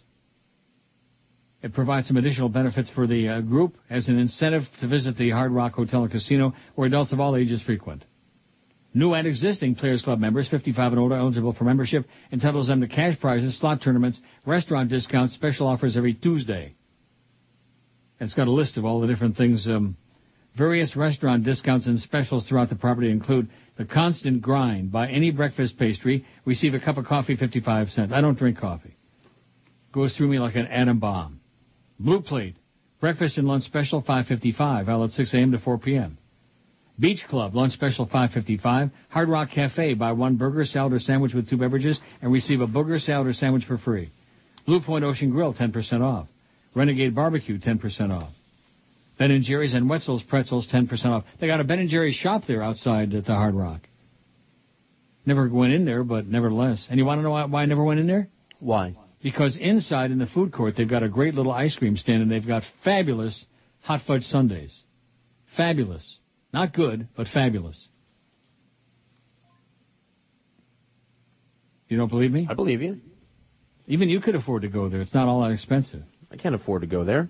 Sure you can. Drive up there in your new Escalade, valet park it. All right, there you go. Go in there, plunge your guts out. In fact, maybe you can find one of those $3 dollar Wheel of Fortune machines. Right. Maybe those same 3 yentas aren't tying up all 3 machines. Oh, God. Talk about a fraternity. A fraternity of old cockers. There's the one guy with a mustache who looks like my friend Derek, but is not him. And he just sits there and ties up a machine. He doesn't play it very much. He looks at it. Come on, baby. Come on, baby. And he, pats the machine. Mm-hmm. Doesn't that frost your ass when somebody is just tying up when they're not playing it? No. Players Club cards can be used, yada, yada. It goes on a whole thing here. It doesn't say anything, though, about that really good restaurant that everybody's telling me how great it is. It doesn't say anything about getting comped in there. I can't imagine they would comp you in a really good restaurant. I doubt that.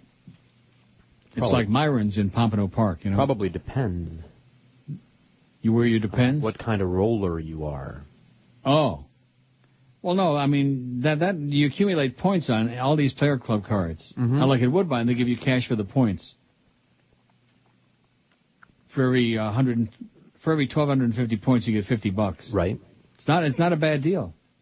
And then there are these people who think, oh, well, if I put my card in the machine, it's going to affect the outcome. That is the most stupid. Yeah.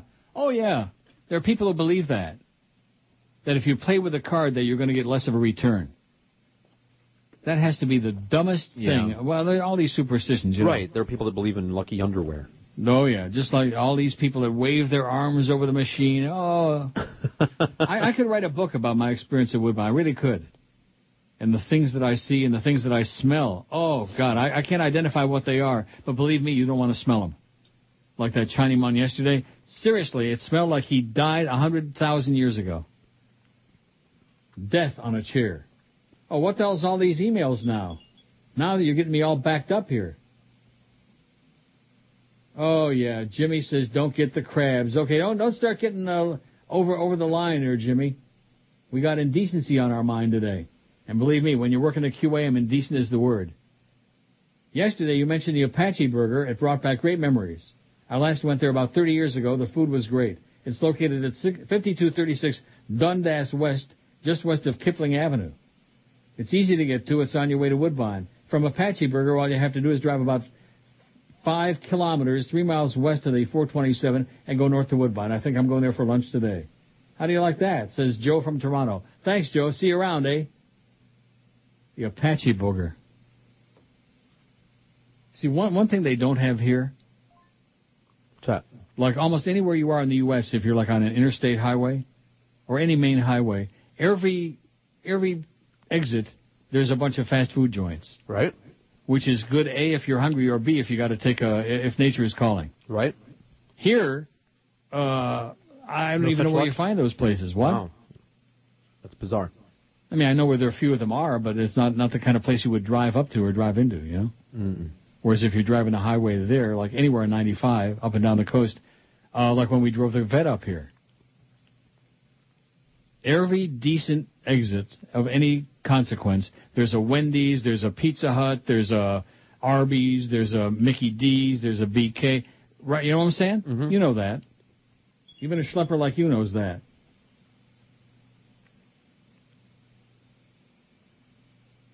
Now, here's one with an attachment. It says, shut the hell up. Oh. With an attachment. And it's sent to like a zillion other people. Yeah, Great. I would delete that. I already did. Patrick McGowan was secret agent man. Theme below from Steve in Jersey. We already got the theme, okay?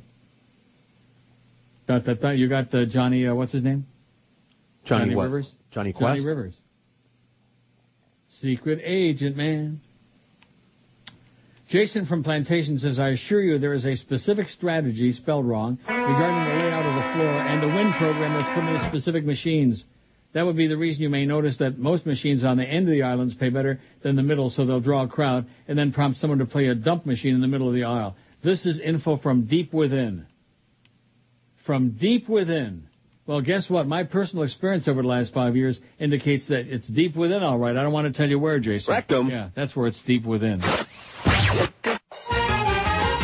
You get a lot Don't of rejoin. Sports! with Neil Rogers on Sports Hole Radio, WQAM.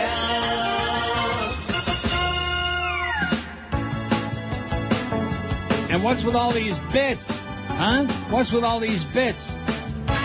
Dylan. I sure hope your show gets better. You loser. You ferret. Joyce is out to get us.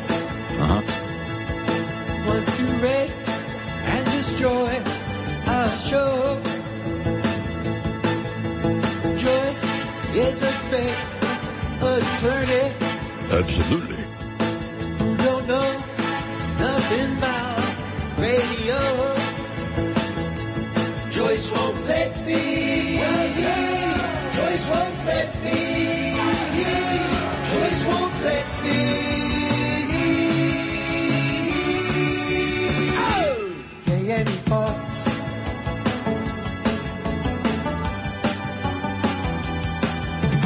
Joyce went to Jiffy Lube Law School. Uninformed, stupid hag, fraudulent turner. It's run by the Billy Fools. Yes. That obey there's morons every word. Joyce won't let me. Joyce won't let me. Joyce won't let me.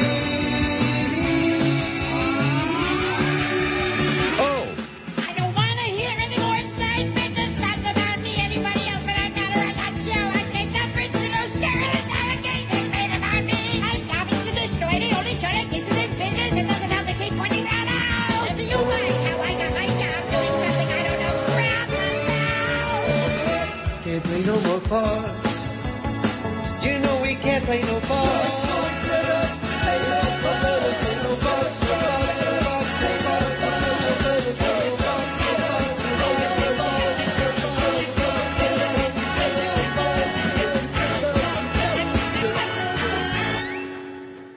One moment, please. Hold on, I'm printing out the thing. Secret agent man, Patrick Lewin, he's dead. Why'd you do that? You know. I nailed it. A man who leads a life of danger. I nailed it. Oh, and so anyway, getting back to the Phantom Informer and that picture of that guy. Mm-hmm.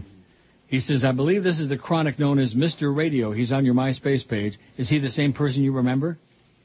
Well, if we remembered, I mean... I've never met the person. Exactly. I mean, there's a lot of Mr. chronics Radio. that we have never met, we've never seen. He's on your MySpace page, he said. Wasn't that figures. That would figure. And I'm sure we'll get a denial from Mr. Radio any second now in emails. Oh, no, it's not me, and I don't... Blah, blah, blah. Yeah, right. I don't know. And the Phantom Informer, by the way, evidently has a lot of time on his hands, too, to be scouring the MySpace page and finding allegedly Mr. Radio. John in Lake Worth says, I watched that dunderhead Bush the other day give his last press conference. The unmitigated gall of this man to admit to no wrongdoing for such catastrophes as Katrina and Iraq. And to think the recession was handed to him is another falsehood. He just doesn't get it. His final address to the nation tomorrow should be amusing. He blames everybody but himself. I can't wait for him and his so-called administration to disappear into the sunset. And don't get me started on these right-wing Nazis who are espousing that the recession is a result of those who are bailing because of the incoming president. Oh, yeah, right. They're the same morons who are buying guns because they think Obama's going to take away their right to own one. They're buying guns down here in record numbers. Psychos. Only a few more days, Neil, and we turn the page. Bada-beep, bada-boop. He says, I'm so worked up I got to take a Joyce, John in Lake Worth. How do you like that? You become a household word, Joyce. We've made you famous. Got to take a Joyce. Yep. Here's GM 33021, who alternates between being caustic and attempting to be friendly and supportive and whatever. He says, you are absolutely correct in how Paul Castronova steals your content. Just this morning, he was talking about lums and food. I'm sure that's all he thinks about. He's a couple of pounds shy of 500 pounds. Paul sucks. And then it says something else. Well, I can't read it. Paul sucks and Ron somethings. Yes. I mean, today of all days, I'm not going to push the envelope. Yeah, let's wait till tomorrow. Maybe I'll play that bit with Oprah where she said, oh, I just farted. You know that one? I do. And I'm not playing it. Mike says, I've recently become a regular gambler, and like you think it's a great time. I didn't say that gambling is a great time. I said I enjoy the slots as a hobby. I didn't say gambling away all your hard-earned money is my advice, Mike. Though I can't wager the money you do, I agree that it's a waste of time unless you max bet. That's correct. I like Goldfish, Texas Tea, Ghost Island, and Reel 'em In. Ever play Texas Tea? No. No. I hear you talk about Quick Hit. Any others you like in particular? All I play is Wheel of Torture and Quick Hit. That's it. It's all I play. There's a zillion games. There's 2,000 machines there at Woodbine, but I mean, what's the point? I've tried a few of the other ones and even got a little bit lucky on a couple of them now and then. But they don't hold my interest. You know what I'm saying? Yep. And once in a great while, if I'm feeling really, either lucky or desperate, I'll go into the $5 room and the $5 Wheel of Fortune machine, and I'll take $100 or $200, and that's my limit. And I'll stick it in there until I get a spin, or hope that I get a spin. And like the other day, I got a spin for $1,000. And I took the ticket, and I ran out of there. Ran out. Vincent says, oh, God, this is enough to make me lay down on the floor and just kick and scream like a child. Dear Neil, I don't know if anyone has mentioned this, but Love 94 is no longer cool jazz. It's pop and disco music now. The call letters now are WMIA. Sincerely, Vincent T. Oh, God, Vincent. And Abe Lincoln still got a bad headache. Can you believe that? I believe it. Ancient news that we've talked about on the show ad nauseum before it actually happened even. So when's IOD going to FM? They're not. Right. And when's that big lineup change coming across the street? It's not. A lot of bad information and bad rumors. Barry Jackass, you really got screwed, Barry. They really had you by the balls. Jay in Cooper City says, all your fans talking about burgers is making me hungry. But the best burger is homemade with ground sausage and ground beef mixed together and cooked on the grill. Oh, that sounds good. He says it'll make you say, Neil, God. Yeah. Doesn't that sound good? Ground beef and ground sausage. Really good. Mixed together and cooked on the grill. 2 kinds of animals. Then you put some cheese on there for triple trafe. Are you starting to knock God again? You heathen bastard, you. Now, here's one from Chef Sparky. He says, I notice you go with a Jamaican accent whenever you say the word machine, man. What's the secret behind the mystery? There isn't any mystery. That's how the islands people say machine. When I first started going there, I couldn't believe it's a good machine, man. It's a good machine. And I hear that all the time. And so I say it all the time. By the way, George is a wuss, says Chef Sparky. Put your wife to work and stop bitching about money. Oh. That's his advice. He's got a good point. Really? Yeah.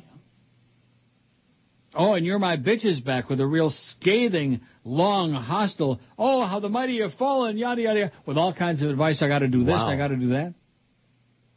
I'll save that for after the break. It's almost worth it.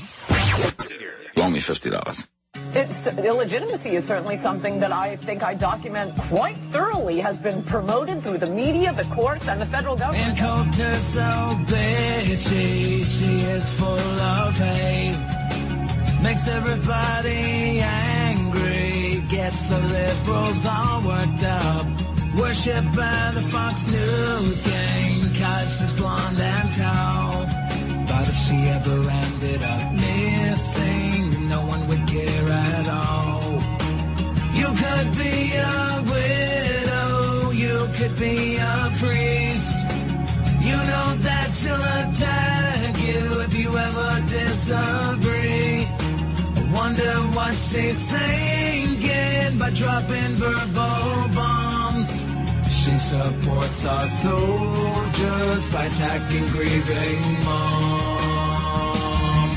Can you make her go away? No. Can we break her skinny legs? No. We wish she'd shut her face, but her balls get in the way. Is she a woman anyway? No. One thing we sure can say, and culture's a disgrace. And culture's a disgrace. The threat of right-wing violence in a country that is teeming with left-wing violence. At the Democratic National Convention? Take a breath. Self-loathing dyke. 131 at 560. You know, the one thing about her that bugs me, and the one thing about the media that bugs me, is that they just won't forget about her. Yeah. Yeah. Well, she's sensational, you know. Every Montecan Donnershik, every time you turn around, they're schlepping her out again. Oh, here's Ann Coulter again to promote her latest vile book. Oh, so speaking of vile, here's You're My Bitch. Now, have you ever seen these emails that this cretin sends? No. The B in bitch is made up of the small I and the numeral 3. I see. So I guess it's supposed to be really cute or clever or artsy-fartsy. That's or a whatever. clever thing, that's right. Oh, yeah. You're my bitch. He says, oh, my God, that effing guy who emailed you thanking you for eliminating the callers and only reading emails and stories. Is he serial? He has to be some mugwump pick-ass mental defect, especially if he's from Baltimore. Christ, he can't be serious. He can't. He just can't. He has to be just sucking ass and trying to get on the radio or something like that. It's all the same Schmidt. The Beasleys this, Jolly Joe that, Momo, Doi Doi Doi, Geldy Shack, Norma Kent, blah, I can't play this, I can't play that, fart, raspberry, blah. Do something new. You're like a monkey hanging from your poles. Let's see what's on the pool. Oh, we only have 200 votes. Oh, Chris, pull, bah. Why don't you hand George the mic and watch what a real radio show host can do? Man, how the mighty have fallen. Instead of trying to place blame on someone for the demise of the Neil Rogers Show, why don't you work with what you got? Take calls? No. Talk about interesting Schmidt? No. Have a guest or two? Never. Play gags on people? No. Host a freaking show? No. George, show him how it's done. Bah. Show me how it's done, George. I'll show you how to do something, but you won't be interested. No. Just on and on. I think it's Castronova myself. It could be. Oh, I'm sure of it. Somebody who listens religiously every single day, all 4 hours, incessantly. And he's calling other people mental defectives? Wow. Judging by the ads I hear on your show, your listeners visit a lot of strip clubs but also suffer from a lot of sexual dysfunction. That must be quite the conundrum. Quite the condom. Well, maybe they'd like me to share the 85,000 spam emails I get every day about Cialis and Viagra and yada yada. There's an awful lot of sexual dysfunction going on out there, trust me. Oh, JR is back again. So it repeats the same thing I read on the air earlier with all the same misspellings. Love Toca Bell. Good luck in your meeting. Oh, my God. Here's one that says, I'm over at McDonald's in Boca Military and Glades, and they're pouring in here for the 49-cent burgers. Good. More power to them. Oh, my God. Kevin sends me a long one. Did you ever see a long one? Just this morning. I wonder if Joyce ever dropped a long one. Oh. Is that meeting still on for 2:30, or was it a joke? Was it a joke? Now, are you going to dress up for this? You know, no. Are you going to put clothes on for this? I'm sitting just the way I am right now. I think you should be stark naked I got my walking shorts meeting. on and a T-shirt. A white T-shirt. I think you should pull it out for the meeting. I got a white sport coat and a pink carnation. Oh, there's the Bushes again. Especially when you serve as president. Especially when you serve. Oh, what a yahoo she is, man. What a drooling yahoo. I wonder if she knows Phil Simms. So let's see what Kevin says. I love the show. I don't care what the hell you play for the 4 hours. It makes my workday fly by. Wish you were on 7 a.m. to 4 p.m. Then my day would be complete. Oh, yeah. We'll do that once. My wife has been going to the Miccosukee gambling place for 5 years now. She used to do very well every other week, coming home with $500 to $2,000. It was great. However, lately, they have changed the machines, and she hardly wins at all now. The difference is night and day. Shame on you, you stinking Indian, says Kevin. Well, that's nasty. I think Kevin's got a new resolution for 2009. He wants to be a Indian killer. As far as the Five Guys burgers, we went to the one across the street from the Tamiami Airport, Southwest 137th Ave and 120th Street. There's a new shopping center there with several stores. After waiting in line for 10 minutes to order, you're given a ticket with a number. You go into another line, wait for your order to be cooked. It's loud with an open kitchen and 10 employees calling out numbers both in English and Espanol. It took 15 minutes. Speak the Inglés. It took 15 minutes to get my order between sacks and sacks of Idaho potatoes between tables and where you pick up your order. The burger was so greasy, the bottom of the bun fell apart, was impossible to eat. The fries are great, but who the hell goes to a burger joint to order fries? If you want the best burger available, go to the Outback Steakhouse. Yes, I know who goes to a steakhouse and orders a burger. Sometimes change is nice. An order of shrooms and a burger there is heaven. Keep it up, fan forever. Slick. Thanks, Slick. How do you like that? All right. He's pretty peed off and peed up. See if Joyce will let us say that. Peed off. No, I know. You notice I'm not reading the poll, contrary to whatever that goofball, that retard says. I'm not reading the poll because I don't like this poll at all. I hate it. Stupid. We do have 486 votes, though. I think we can make 500 by 2 o'clock. Then that guy will eat his dust. It's Castronova. Wouldn't you just love to know? Wouldn't you like to be a fly on the wall and see these retards, the fake this one and the fake that one? No. Wouldn't you like to know? No. Why not? They're beneath my notice. No, they're not. Yes. You're just saying that. No. You're just saying that to be hurtful. I'm not. I'm not. Hateful bastard. I'm not. Jason from Plantation, who definitely has got way too much spare time. I have no life. Says, as you well know, people don't go into the casino business to loose money, L-O-O-S-E, to loose money. Have you ever seen a casino go out of business? Yeah, Mo Green was losing money. Maybe he was skimming off the top. What are you saying? Except crooked-ass Trump, it says. Have you ever noticed that you can't tell whether it's day or night weather, W-E-A-T-H-E-R, whether it's day or night outside while you're inside? That's right, there's no windows in a casino or no clocks. Have you ever noticed a clock inside a casino? No, I just said they don't have any. They want you to have no reason to leave the building. And the rumor is in Vegas, I don't think so, I don't know about other places, that they pump in oxygen to keep you awake and alert and, keep playing forever and ever. You believe that? They pump in oxygen? I heard that story. I don't know if it's true. Well, do you believe it? Come on, don't be such a skeptic all your life, for crying out loud. I believe. See, it goes back to the agnostic things. There are things that are in evidence. Those are the real, true things. And then there are things that are not in evidence. Those are big, who knows? You're never going to know. So I don't know. Do you care? No. No. I'd like them to. You'd like them to pump in oxygen? Sure. Pump in all kinds of stuff. Pump in some nitrous. Liven it up a bit. Oh. If you're going to just play for fun and not worry about any winning strategy at all, then spend some time on deal or no deal machines at the Hard Rock. Says Jason from Plantation. Jason, I'm going to block you pretty soon. I mean, you're an okay guy, but you're just annoying. He's another one of these guys that wants to do like an ongoing show, him and me. You know what I mean? That's his idea of what the emails are for, him and me. Give it a rest, Jason. Calm down. Eric says, I'm the loyal listener which sent you the email yesterday about the video coming out of Dubai. Just wanted to know if you took a minute to watch the video and what you take. I know I did not. I agree with the woman which was being interviewed. Thanks for the great radio, says Eric, who's got some literacy problems. Is that a kind way of putting it? The woman which was being interviewed? No, I didn't watch it. I don't watch links, and I don't watch videos, and I don't have time to pot feed that stuff. She fakes orgasms. I fake foreplay. The pub smokes dope. Oh! The pub smokes dope. God gave him the grass. The pub smokes dope. He likes to smoke in mass. The pub smokes dope. He's a groovy head. The pub smokes dope. The pub smokes dope. Oh yeah. Oh yeah. Oh yeah. Got him higher masculine, taking higher back. Hopes in Rome get stoned on grass. Jesus freaks out back. Jesus Christ is super hippie, never shut up junk. Popes in Rome get stoned alone. Priest in church get drunk. The Pope smokes dope.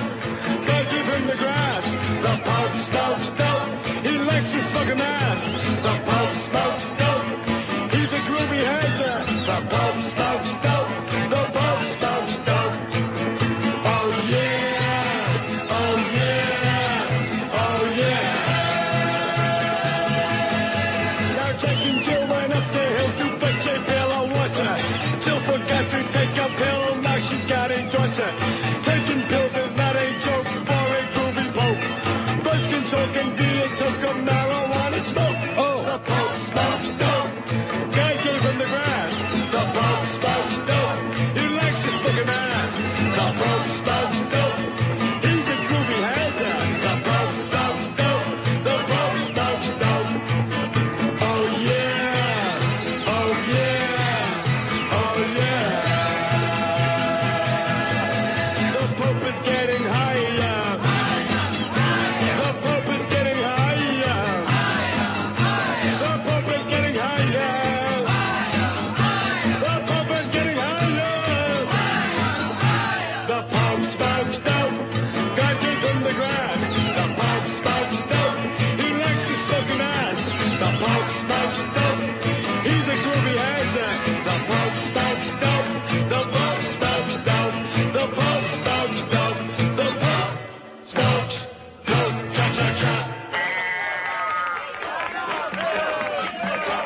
By the way, Patrick McGowan was born in Queens, New York, and raised in Ireland, in the UK. I mentioned that just before this caustic email from Everard Johnson. What kind of a name is that, Everard? I don't know. Neil, did my ears deceive me? Did you just say you like something from Britain? Well, he's not from Britain. He was from New York. So it took a great actor to die so you could acknowledge this. I think it's time to hold a ticker tape parade and have dancing girls, or boys in your case, cavorting merrily in the streets. I always wondered why you went to Canada to live. Was it to be amongst what we Brits call the civilized Americans with some British mannerism? Sincerely, Everard Johnson. No, we don't have any Brits here. And believe me, other than that whole Queen thing on the currency, they're just as nauseated with that whole British royalty thing as anybody else, any other civilized, sane people. And Patrick McGowan, let me say it again, was born in Astoria, Queens, New York, and raised in Ireland, and then later on UK. I see. When he was old enough to know better. I see. And there's plenty of British, like how about Basil Rathbone and what's his name, Nigel Bruce, Sherlock Holmes and what's it, Dr. Watson? Razzle Bathbone. Razzle Bathbone, as British as they come. I love him. Jimmy Dworsky says, I know you're in Canada now, but any plans to celebrate the end of the disastrous administration next week? Believe me, everybody here is going to be dancing in the streets. They hate him like poison. They hate him. I'll be at work on Inauguration Day, but that evening I plan on sipping on a few gallons of scotch, breathing a huge sigh of relief, and then pass out. Then I'll wake up to what hopefully will be a new and better chapter in this nation's history. Anything will be better.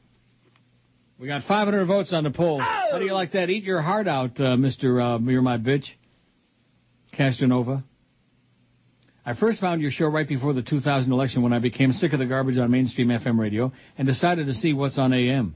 You spoke of all kinds of dirt on the Bush crime family that I never heard before, along with your brand of humor, which is right up my alley. Rectum, he says. I've been a huge fan ever since. Your show has been one of the few bright spots the past 8 years, so thanks for the last years, hoping we get this sinking ship afloat again. Take care, got to get back to work. Thanks, Jimmy. Have a great life, Jimmy. See, some people actually will take the time to write something positive. Not too many, especially not from South Florida. Right. Which is probably why that one guy, Jay, was in Baltimore. He's probably had a change of heart. Now, is that meeting still on for 2:30, or can I go eat lunch? Man. What do you mean, yeah? Why do you say it like that? As if. As if what? As if they're going to cancel this meeting after all this hoopla and preparation. What hoopla? The mailing or I never even got the memo that you sent me. I got it now. Yeah. Well, why should we be any different? I had to ask for my copy. You had to ask for your copy. It says confidential on it, by the way. Don't read it on the air. I didn't, and I won't. If I know what's good for me.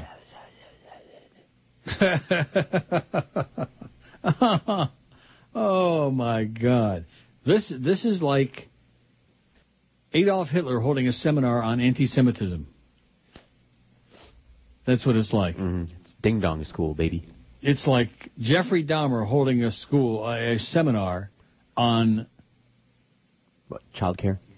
Child care would be good. There's several, that he could fit into the category. Child care is good. He could give a cooking class with your buddy. Richard says, hang in there. I listen to your show quite a bit on the Internet because much of my work's done on a computer. It is so much better on days when you don't take telephone calls. I'd rather hear bedtime stories any day than listen to the drivel that comes from the no-life callers. Hey, maybe your meeting this afternoon will be about lobbying the new FCC to allow freedom of speech over the airwaves. Wouldn't that be great, says Rick. Yeah, it would be great. Ormond by the Sea is where Rick's hanging it out. That would be great, but that's not what's going to happen. Because these people don't really care about freedom of speech or about the First Amendment. What they care about is how many spots we can run through here and how much. Just give us the effing money is what it's all. It's a whore business. It's not just these people. It's the business. It's a whore business. Well, I got a good education here, although how many pages did this thing run? My God. There's nothing worse than somebody sending you a thing in like 6 pages. Casino lore from Snopes.com. Thanks, Mama B, but a little bit over the top with all the pages. Boy, on a day when I can't afford to waste any of my fax pages. Claim casinos pump extra oxygen onto the gaming floors during the early morning hours to keep tired patrons from heading off to bed. Status, false.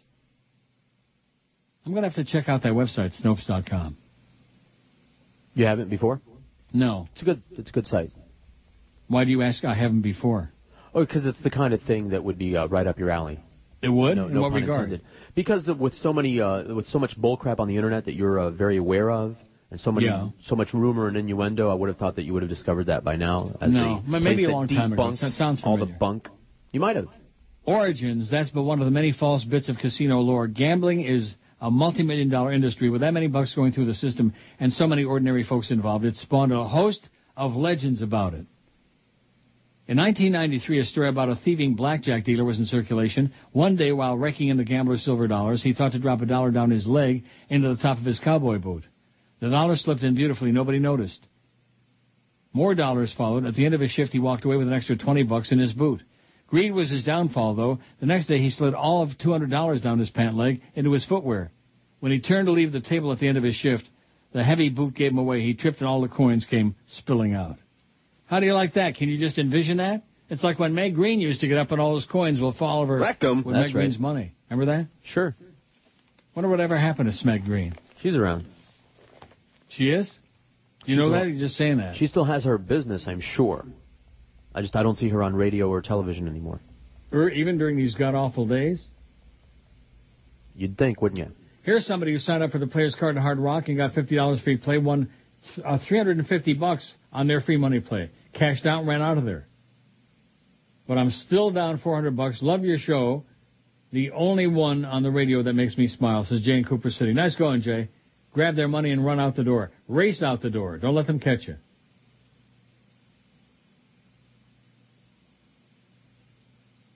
Pumping oxygen also would be a tremendous fire hazard, points out one emailer. Never thought about that. Very good point. That's Anybody right. got a match? Your breath in Buffalo Clark. This is Neil Rogers. It's day in Miami town at 560 WQAM.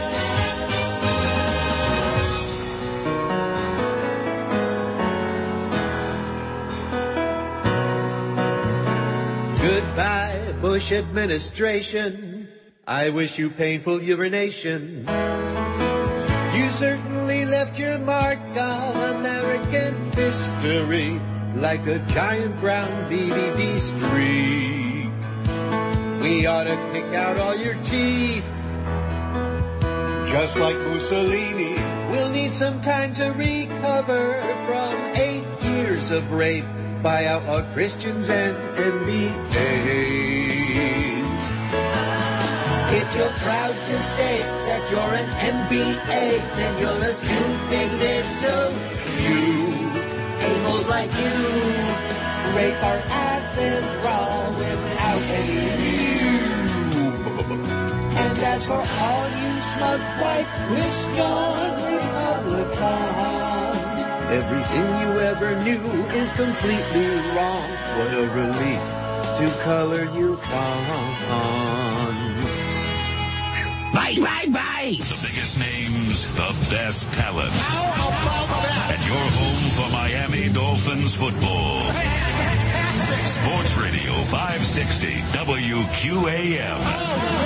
Miami, Fort Lauderdale. Sometimes I want to cut out his nuts. Sometimes I don't.